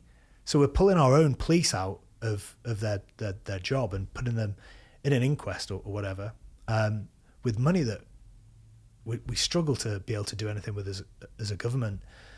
You know, the stats came out for how much tax was brought into the country last year or whatever it was, the last tax year. And we actually generate less money. Oh, what was the detail? I can't. Yeah. So we give out. I might have to fact check this. I might get it wrong, but I'm sure Michael's good at this. I'm sure it was like we brought in less money through taxes last year than we gave out in social services. Are you hopeful for the future of the UK, or do you see it getting worse before it gets better? Worse, if I'm being honest. What does that end up looking like? We're talking people banging it out in the streets and to demand a change? Well, like all these. Yes, the statement is correct. Yeah. Yeah. I mean, like, raised I don't know. 331 billion in income tax, while total you put out 333. It's only $2 billion. It's not that much. So, yeah, of course. Yeah. So the thing is with this, right, is their answer then is, well, increase taxes, find different ways that we can tax people in the UK. Then the people of the UK don't like that. So I think equally all these separate problems that the UK has, they cause massive diversity within people of the UK, right? It's like the stop and search thing. There's a huge disagreement with that, but that will then cause violence on the streets of the UK. It's like the immigration thing. It's like that causes, you know, a stabbing or a sexual assault happens by a migrant, and it's like that whole town then erupts and the police come in and then the police are under scrutiny. So each one of these individual issues just causes the whole of the UK to separate when, you know, the answer to it is that we all come together in some way. Yeah. But I seem to think that everything that happens these days just pulls us apart. And I equally don't see the answer to that, because you want to live in a free state where people are able to do anything that they want. But equally the downside to living in a free state and a non-governed state is that this happens, right? Absolute chaos. Freedom isn't free. There's a cost to everything. You look at a country like Dubai. Purses, unacceptable. It's true. But like it's a regime. Well, you'd argue and say it's a democratic regime, right? Because I think they would want you to say that. Yeah. I'm not sure it's true. Well, they're paying me. No, perfect. Of course. No, but as in it's strict, right? I'm trying to think of one of the rules, but it's governed by a royal family that make decisions that for the greater good of that country. And it's, if you step out of line, it's not that the police then come under scrutiny. If a police officer whacks you around the head, so for example, if you you come under scrutiny for what you did, not the consequences that you suffered because of your actions. Of course, which that should be a given. In a world that makes sense to me, yes. What's fascinating is that people will argue for the opposite of that, and I don't understand it. I try to understand. I want to understand why they feel that way. I'm not going to say that I agree with them, but I don't understand how that belief has long-term sustainability. Yeah, I agree. So, hell if I know. I get the sentiment, right? Like, it's fluffy, it's nice, like, police officers shouldn't be going around and, like, hitting people, but, like you say, we're humans and we're all dumb. Yeah. It's like we need pointing in a direction. And if we don't have that direction, then, you know, we're just left to our own devices. And it works in a country like Dubai. It's like you as a white English person in Dubai, if you get into a fight with an Arab man, it's like you don't have a leg to stand on. Yeah. Like you go into prison or you're getting deported. But the knock-on effect of that means that I don't go out looking for fights. General good Well, no one policy. does. Yeah. So everyone behaves. Yeah. And albeit in a country where you can go out and buy a £50 million house in cash, right? Great for the economy. Also great for people that are sat on a load of cash that don't want to tie it up in taxable countries. But they're all on the best behaviour because they step out of line and that £50 million house becomes a seized asset. Yeah, it's state property now. But no one's walking around with their head down feeling oppressed. It's like the freest place I've ever been. I've been to the airport. What do you think of the airport? I sat in the lounge. Good coffee? Of course. Do you become a coffee snob now? A judger? No, I drink for effect, not taste. That should be the banner. Yeah, much like alcohol. When I drink, it's do you taste the? Yeah. This. It seems like this barrel was soaked in cherry wine. I'm like, shut the fuck up, dude. It tastes like 87 octane gasoline. We just shot at it. Yeah. Like, it tastes like gasoline, and you know it. You pretentious fuck. Do you still drink? Every once in a while. Yeah. I have. The older I get, the less I have a desire to do so. I've never. For me, my relationship with alcohol has always been healthy. I can put it down when I want to and pick it up when I want to. I just enjoy being productive more than I enjoy. I mean, don't get me wrong. I think the last time I drank, I had a couple glasses of wine with my Last wife. night. No, but I would have. I mean, if my wife had wanted to, but she works late on Mondays, so yeah, we didn't have the chance. She got home later, but yeah, I had a couple glasses of wine with my wife. It's fantastic, you know. I mean, but like my days of going out and partying, largely over. Were you a partier? When the occasion demanded it, of course. It's a rise to said occasion. It's crazy, isn't it? Because alcohol's so fun at the same time. I was having this conversation. I just was on Andrew Huberman's show. He was a fantastic person as well.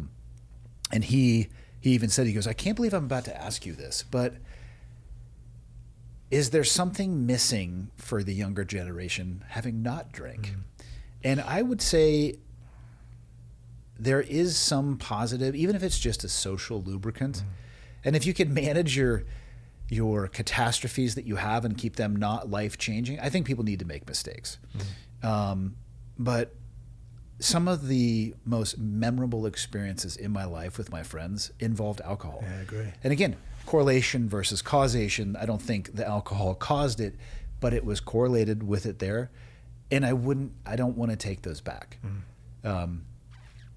Yeah, it's interesting. Now raising my daughter's 18, my middle son's getting ready to turn 21, and my oldest is 23. Watching their generation's relationship with alcohol and seeing them kind of go through that journey as well too.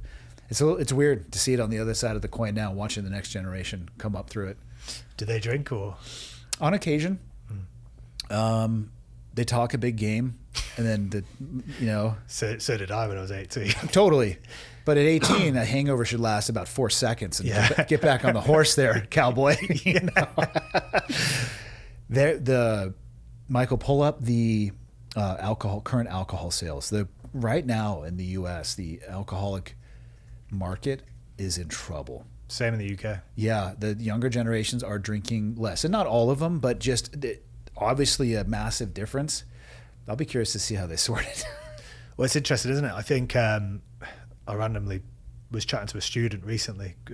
Bournemouth, where I live, is a big student town, but they're still partying, but not drinking. Yeah, 60% down. Yeah, yeah. It's can you get a graph, Michael, of consumption? Yeah. Do you always use Google AI? I don't know what he does over there. Yeah, I do, but just because it's Easier. We're not like Joe. Let's go log into our sponsor, Perplexity. Perplexity, that's it. Yeah. You use Perplexity? I never have. No. You use AI? You said you use... I use Claude from time to Grok time. or anything?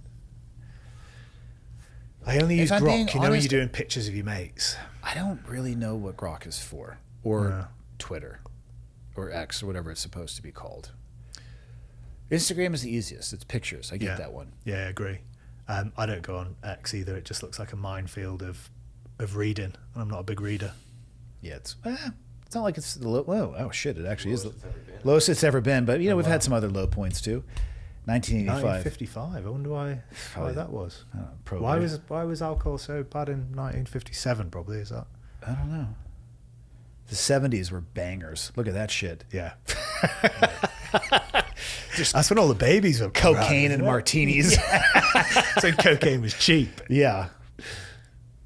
I don't know. I mean, Michael's in that generation. It's drinks. Weird. I wonder, so equally that conversation you had with Huberman, I wonder what the benefit is to it as well, because ultimately you've got this downside that kids that aren't drinking as much aren't making the mistakes, having the social parties, interactions and stuff. But what's the benefits to that other than say health? Probably health. Yeah. Probably. But are we equally with the rise of social media? Are we creating these like socially inadequate kids? Do you see that? I see it in adults too. This health maxing trend. Don't get me wrong. I want to live the most meaningful and longest life possible. Yeah. But I see people acting like they're sick so that they can live longer. What do you mean? Meaning, and I don't mean to jump on the bandwagon here of the guy who was the host of the Diary of the CEO, but he's talking about how he got basically annihilated by a couple glasses of wine. He's getting hammered for that. First off, fucking put your stirrups on, cowboy. Yeah. It's okay to not feel your best all the time. But I get the maximizing sleep. I get abstaining from everything that could have a negative consequence. But if you go to the point where you're going to stay home because you don't want to go out because you're going to be exposed to too much blue light or other people or whatever it may be, and you have to sleep during this time window and you're missing out on life experiences, so you're basically shutting yourself in to optimize your health. You're acting like a fucking sick person to try to to optimize your health. It's a little bit of a rough analogy, but it's like, dude, it's okay to podcast when you don't feel your absolute best. It's okay. You're not going to fucking die if you read your iPad right before you go to bed. You get people acting like they're going to get bodied by an iPad screen. I also understand the benefit of it, but none of us are getting out of this alive. Read the iPad. It's crazy. Drink a fucking nice bottle of red wine from France. And if you don't feel great, still go do the shit that you need to do. Yeah. Bang a hooker. Okay. Again, that was Jay that said that, not Drink 12 coffees. Yeah. I mean, cheat on your partner, Base jump when you just bought the kit off eBay. Yeah. Live a little, guys. What I don't want to do is be on my deathbed regretting the things I didn't do. Yeah, I agree. Yeah. Or to buy myself 5 more years, but I miss out on 5 years of life experiences. No, thank you. And that works for me. And I'm not saying other people need to live like that. But man, so optimize your sleep. Great. What are you doing with it? Do you have to get up and journal for 2 hours, to meditate for 2 hours, to cold plunge, to sauna, to do your mobility work, to get in your red light therapy, to go to your massage? You're like working a full-time job before your full-time job, and live your life however you want to. But what are you doing with all that? And how much, so say for example, I think it's probably I think what you end up seeing, which is pretty much the internet in general, is you see like the extreme fringe of stuff.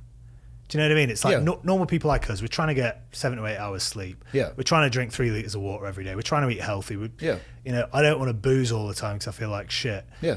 But you end up, the internet seems to show you, like someone like Brian Johnson, right? Or Stephen Bartlett or... Brian Johnson, if you live your life, and I'm not judging, what I'm about to say is slightly judgmental though.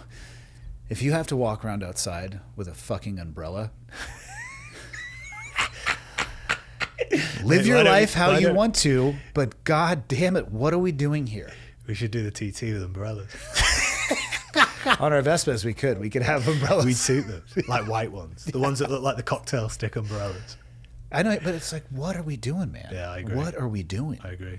And what stress is that giving you? Do you know what I mean? Because equally, all that shit's great, but if you're stressing over getting 6 hours of sleep, or you're stressing over the fact that fucking you looked at your phone before you went to bed.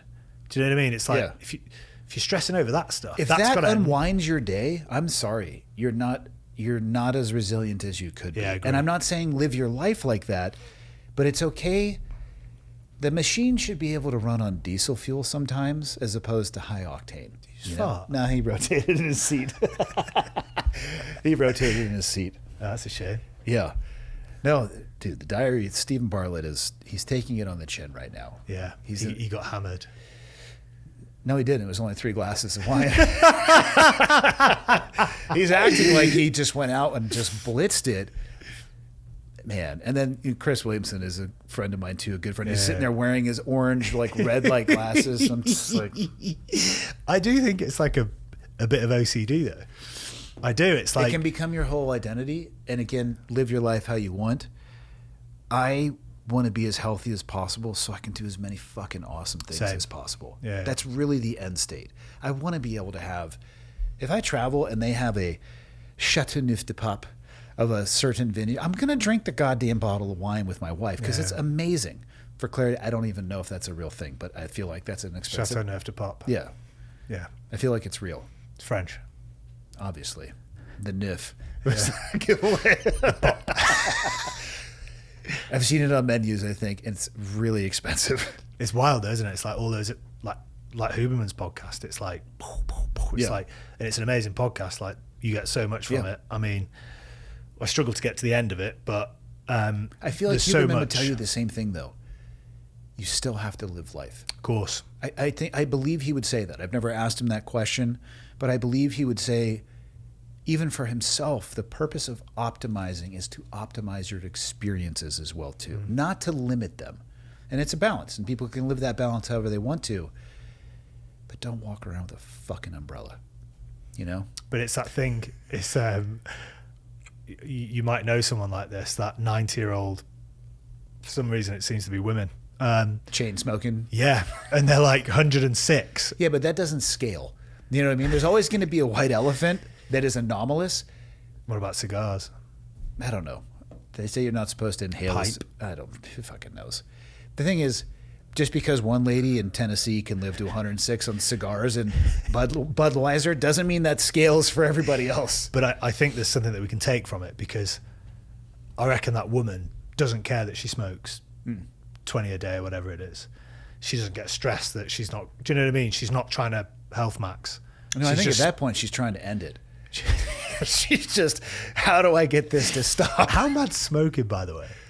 As in, like, it's never been my thing. I never got into it. But how do you get into it? 'Cause it fucking stinks. It does.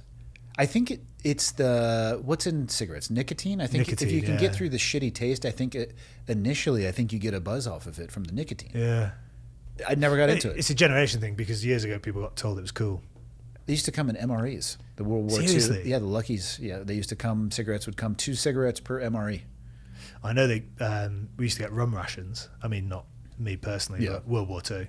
It's pretty dope. At least your guys' fobs usually used to have booze. They would tell us that we had to have dry areas. Like, I know where to go. Nah, it was the other way around. I'm not saying that we were dry. They told us we had to. Yeah. To be fair, when you get in the Special Forces, we'd actually fly with, because the operational theatre itself was dry. But in theory, I remember going into the stores and we'd just pack up so much booze and take it out with us. Yeah. They were some of the wildest piss-ups. Indeed. Wild. Yeah, indeed. What did you write your book about? And when did that come out, by the way? I know it's not like a super... Yeah, 2020. Okay. It was... So story of life pretty much from start to finish, but just pulling out all kind of valuable lessons that I've learned, serving in the military, climbing mountains. How does the SAS or SPS community view people who write books or who are open about their service? I think if you grew up in my peer group, in my era, no one really cares. I think there's a... As long as you stay inside of the boundaries, obviously. Yeah, and work have to sign it off. Yeah. So you can't just write a book and then release it. You can, but you could be, whatever legal action could be taken against you. So you write the script and then you send it off to work, and they proofread it and make sure that you're not giving anything away. I think it's I don't know what it's like over here, but... It shifts, and it depends on the community. Yeah, it's more the older generation. The silent professionals. Yeah, more the old and bold that have hung around in the unit for however many years that don't like that. And I get it. Do you know what I mean? I understand that they don't want that to happen, and they don't want a load of young lads going out and making a success or trying to make a success of themselves based on the stories of what they did in their career. But I bet they want more people volunteering for it. And that's what that does, right? It generates, same with the TV show. Yeah. There's a difference between silent professional and quiet professional. The people who demand that nothing be said, they want everybody to be quiet. I read books when I was looking at the military. There was pre-internet. I went to the library. I found historical books about the community. They were incredibly inspirational and aspirational. I probably still would have gone down that path, but if you're completely quiet, as opposed to, you know, silent and saying and working inside of those boundaries, I think one is okay. It's like, come on.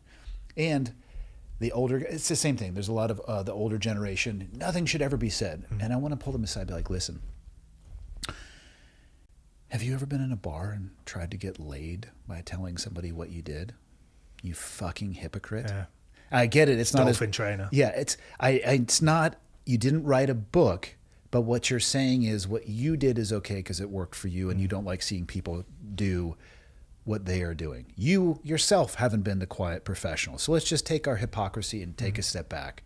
Having said that, I think there's a right way and a wrong way to do it. I agree. I think there's a right way and a wrong way. I think, but I think, look, the majority of us don't want to do it the wrong way anyway. Correct. Like, I don't want to write a book. Like, I respect the opinion of the people that I served with. And I, albeit when you leave, you're not part of that unit anymore. You're part of the history of it. I still value their opinion. And I would hate to think that the lads that I fought with side by side think I'm a prick because I wrote something in a book. Yeah. Like, I've just failed at being a special forces, operator like in the past. But yeah, it's the same. It's the older generation that, it's the same with the TV show. It was, when it first came out, I was still serving. And I remember sat in a sauna full of dudes. And this is an interesting story beginning. And we were all talking about it, and we're all similar peer group. And I think with a lot of like people's opinions in serving in the military in a big group, it's a lot of just picking up on what someone else says. It's like pack mentality. Yeah. And because they've spoken to 3 people in the canteen that think that everyone that did the TV show is a prick. Now they think that they're a prick. And having never watched it. Literally that. It was literally that in the sauna. They were all just going, "Oh, fucking TV show," and I was just like, "What?" I was like, "Have you watched it?" Yeah. And they were like, "No." I was like, "It's actually pretty good." And I was like, "If anything, it brings our units into good light. Like, people are watching it and going, fuck, who are these guys on the TV?" You want to inspire people. Of course. Yeah. And there's a wrong way and a right way. Yeah. And I think the longer that TV show went on, it's turned into a reality TV show, which is, it's come away from giving people access to the special forces, and now it's just a TV show that's got a few special forces dudes on it. It's tough. I mean, in that world, we had a success. What do we have to do more to make the next one more successful and more successful? I get it. There's always a pull between authenticity and entertainment will win at the end of the day because it's an entertainment industry. Yeah. So I get that. And it's built by people making entertainment. For sure. What else you got left on your bucket list? You got any big goals or aspirations that you're aiming for? How old are you now too, by the way? 42. Okay. How old are you? 48. Yeah. How was your 40s? I don't know. just drank the whole way through. Man, I don't feel 48. I wake up every day and I try to figure out what I'm going to do that day. I don't look very much at the number on a driver's license. I don't feel like I'm 48. Yeah. Age is real. It's coming for us all, but they're okay. I think maybe I have figured myself out a little bit more. Mm-hmm. That's probably what I found in my 40s. And I have found that, and then also the realization, looking back, I was a total idiot for the 30s and 20s. And yeah, that's what you just don't know what you're for, though, isn't it? It's tough, man. But I think you, in your younger years, you do things for different reasons, right? And then I think you hit a stage in life where you just stop caring about other people's opinions and all that kind of stuff, and it's like you kind of hone in on, right, what makes me feel good moving forward, or what Or what I don't like. I've been able to identify that one more. This is what I don't want to waste my time doing. This is what I've tried and didn't serve me well, and I wasted my time, so we're not going to do that anymore. What was that kind of stuff? Money, honestly. For the sake of looking at a number in an account or in a desire to acquire things over... It's the argument between the status or the utility of something. And I've never been one that really sought status, and I think this is probably just a younger person's game. You see something flash and you're like, oh, it's going to be amazing. If I could just get that, then that's a mark of success. And you get it and you realize a month later you didn't give a shit about the thing. So for me at this point in my life, the last thing I think about is money at this point. Is this what I actually want to do, regardless of the size of the check that might be associated with it? That was very helpful for me. It's interesting, isn't it? Because all that stuff is quite intoxicating. Yeah. It's like even, I don't know if you experienced it with a TV show. It was like having just been a soldier my whole life, coming out and doing a TV show.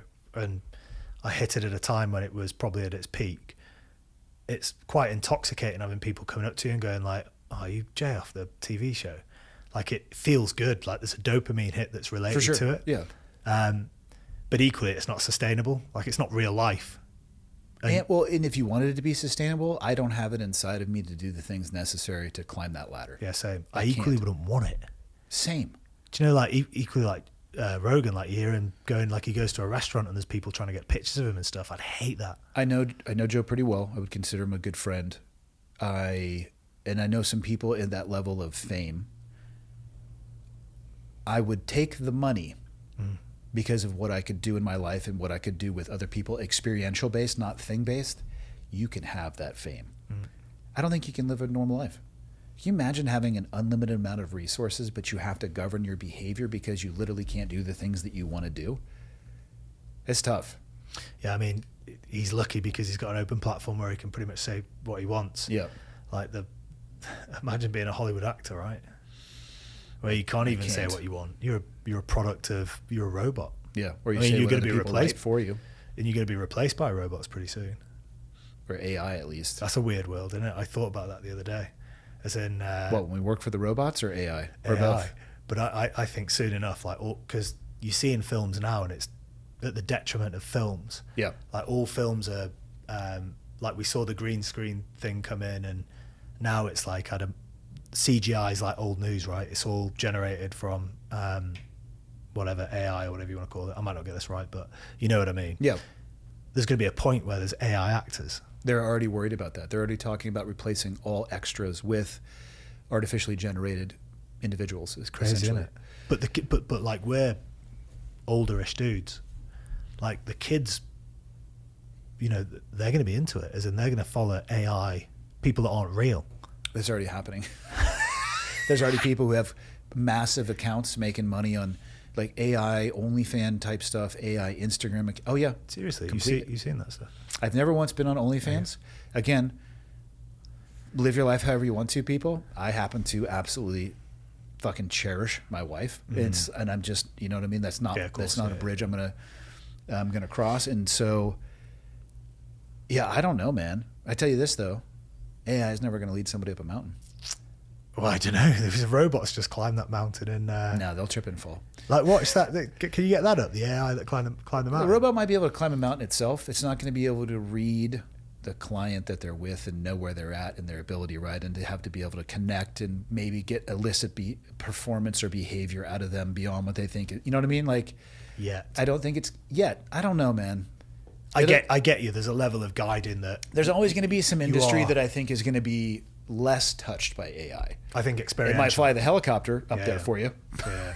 But I think the experiential sector tough, because equally humans are going to want to experience things more so now that AI is taking over. I think so. Actually, I think you're going to see. I think you will see a resurgence, and we'll call it analog desires. Yeah, I think you're already seeing it. Yeah, with an appreciation. I think you can have a simultaneous appreciation for analog stuff and the innovation and evolution. Like I use AI tools for aggregating information or menial, like if I have to do an Excel spreadsheet, I'm throwing that into Claude. Oh, it's so good though. It's amazing. So good. That's what I'm saying. I only discovered it the other day. And I don't know how to do any of that stuff. And I could pay a professional to do that stuff, or I could pay $20 a month and throw it into Claude, double check to make sure that it's working properly, maybe have to go for a few iterations, and then I'll go do something analog. Well, you know what I mean? It's not running my life, but I'm using the tools for sure. What are you looking at? Oh, is that it? Oh, this is the robot. Yeah. What did it climb? It was some mountain in, was it South America? That thing didn't climb shit. Logic don't. They knew everything that works in a lab falls apart in the real world. They decided to fix that by sending a robot somewhere no robot has ever survived. Pemba just summited Chimborazo in Ecuador, 6,200 meters up, in a 16-hour push. The furthest point on Earth's surface from the planet's core. 97% of Earth is unreachable by robots. Pemba is trying to change that. What the fuck are we watching? I don't know. Like, when have we got into this shit? There's some dude on YouTube talking about. Your industries will be one of, in my estimation, which is worth nothing because I'm not an expert in this, one of the least touched. Yeah, I agree. But it'll help people plan their trips. It'll book their airplane tickets for them, all of that stuff. Yeah. But it's not going to pluck you off the side. Like, No. hey, man, Yeah. maybe you should hold on here. And I think there's a level of human connection that happens on a mountain where it's less about what you say and more about the presence that you carry with that person that allows them to feel safe enough to be able to do stuff that they would never normally be able to do on their own. I agree. Bucket list stuff. What do you got left? What kind of goals you got for your by the time you're 50? I think right now it's more just building on what I've got.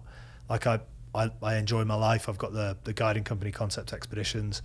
I'm actually looking at building a climbing centre in my hometown in Bournemouth. We're talking like an indoor climbing place? Yeah, indoor climbing wall. Yep.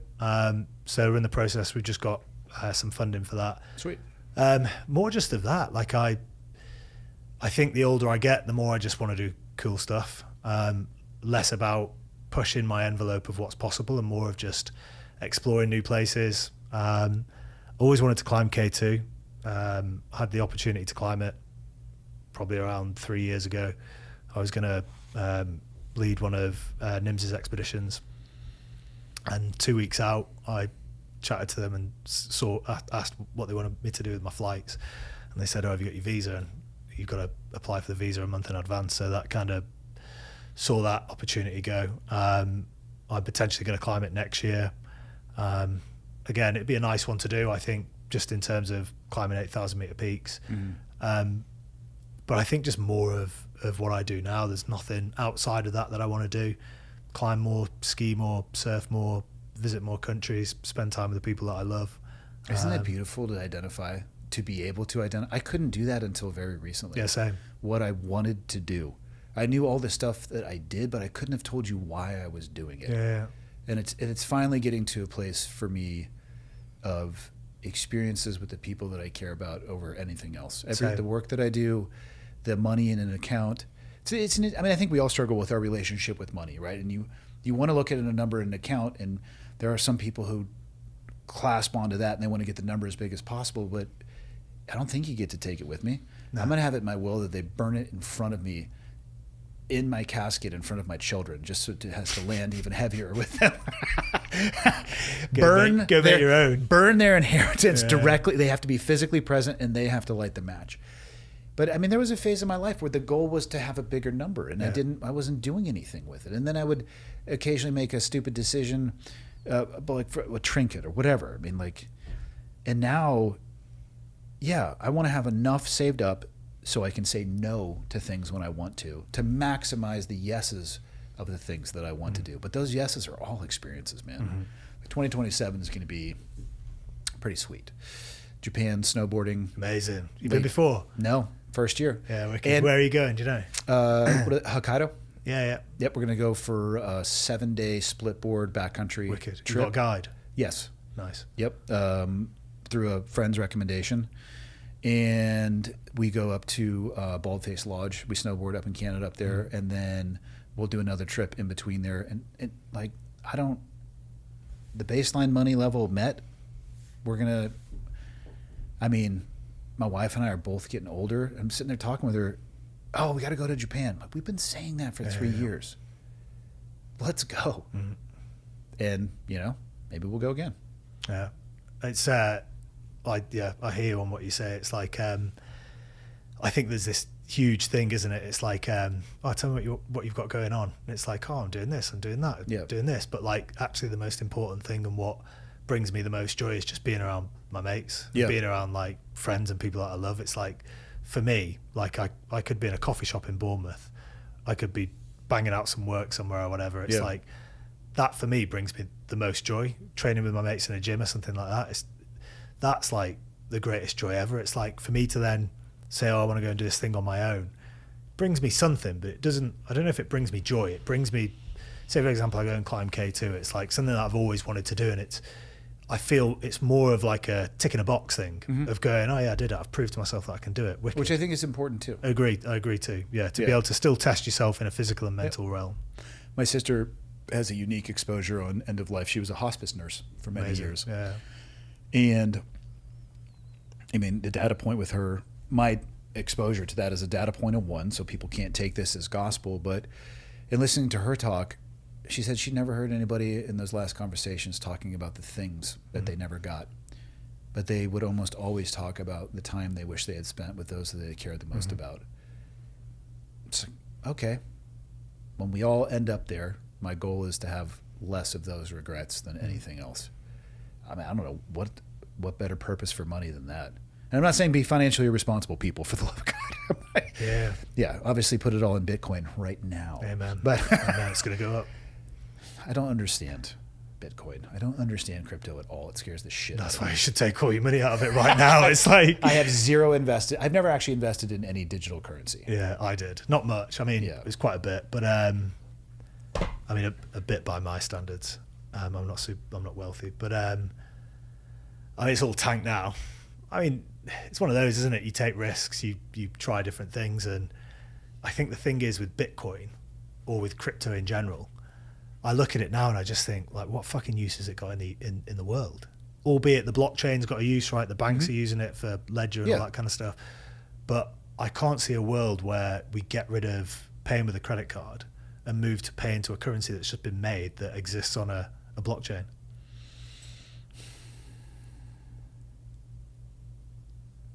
But then the fact that there's not just one currency. Oh, I know. About 1,000.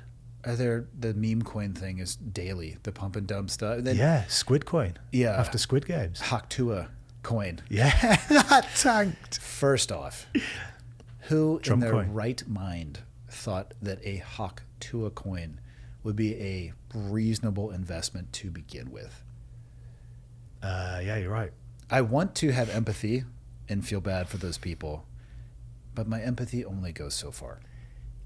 Do you know anyone that invested in it? Did it go anywhere, or was it just like... No, it tanked. It did what they pumped it up and then immediately, pump and dump. I'm using terms I don't understand, they rug pulled them. It's not a big deal. What are you spending most of your time doing now? A lot of the outdoor stuff, a lot of stuff that I've already talked about, trying to get the climbing wall up and running. Talk to me about this, what you brought in here. Oh, yeah. This, I think, is awesome because this is an innovation in stuff that you and I both used to be pretty deeply involved in. And I wish we had this type of stuff. Walk me through. Yeah, so this is Delta 3 Oscar. Yeah, so I'm out here in America just with Delta 3 Oscar. So it's an arm of D30.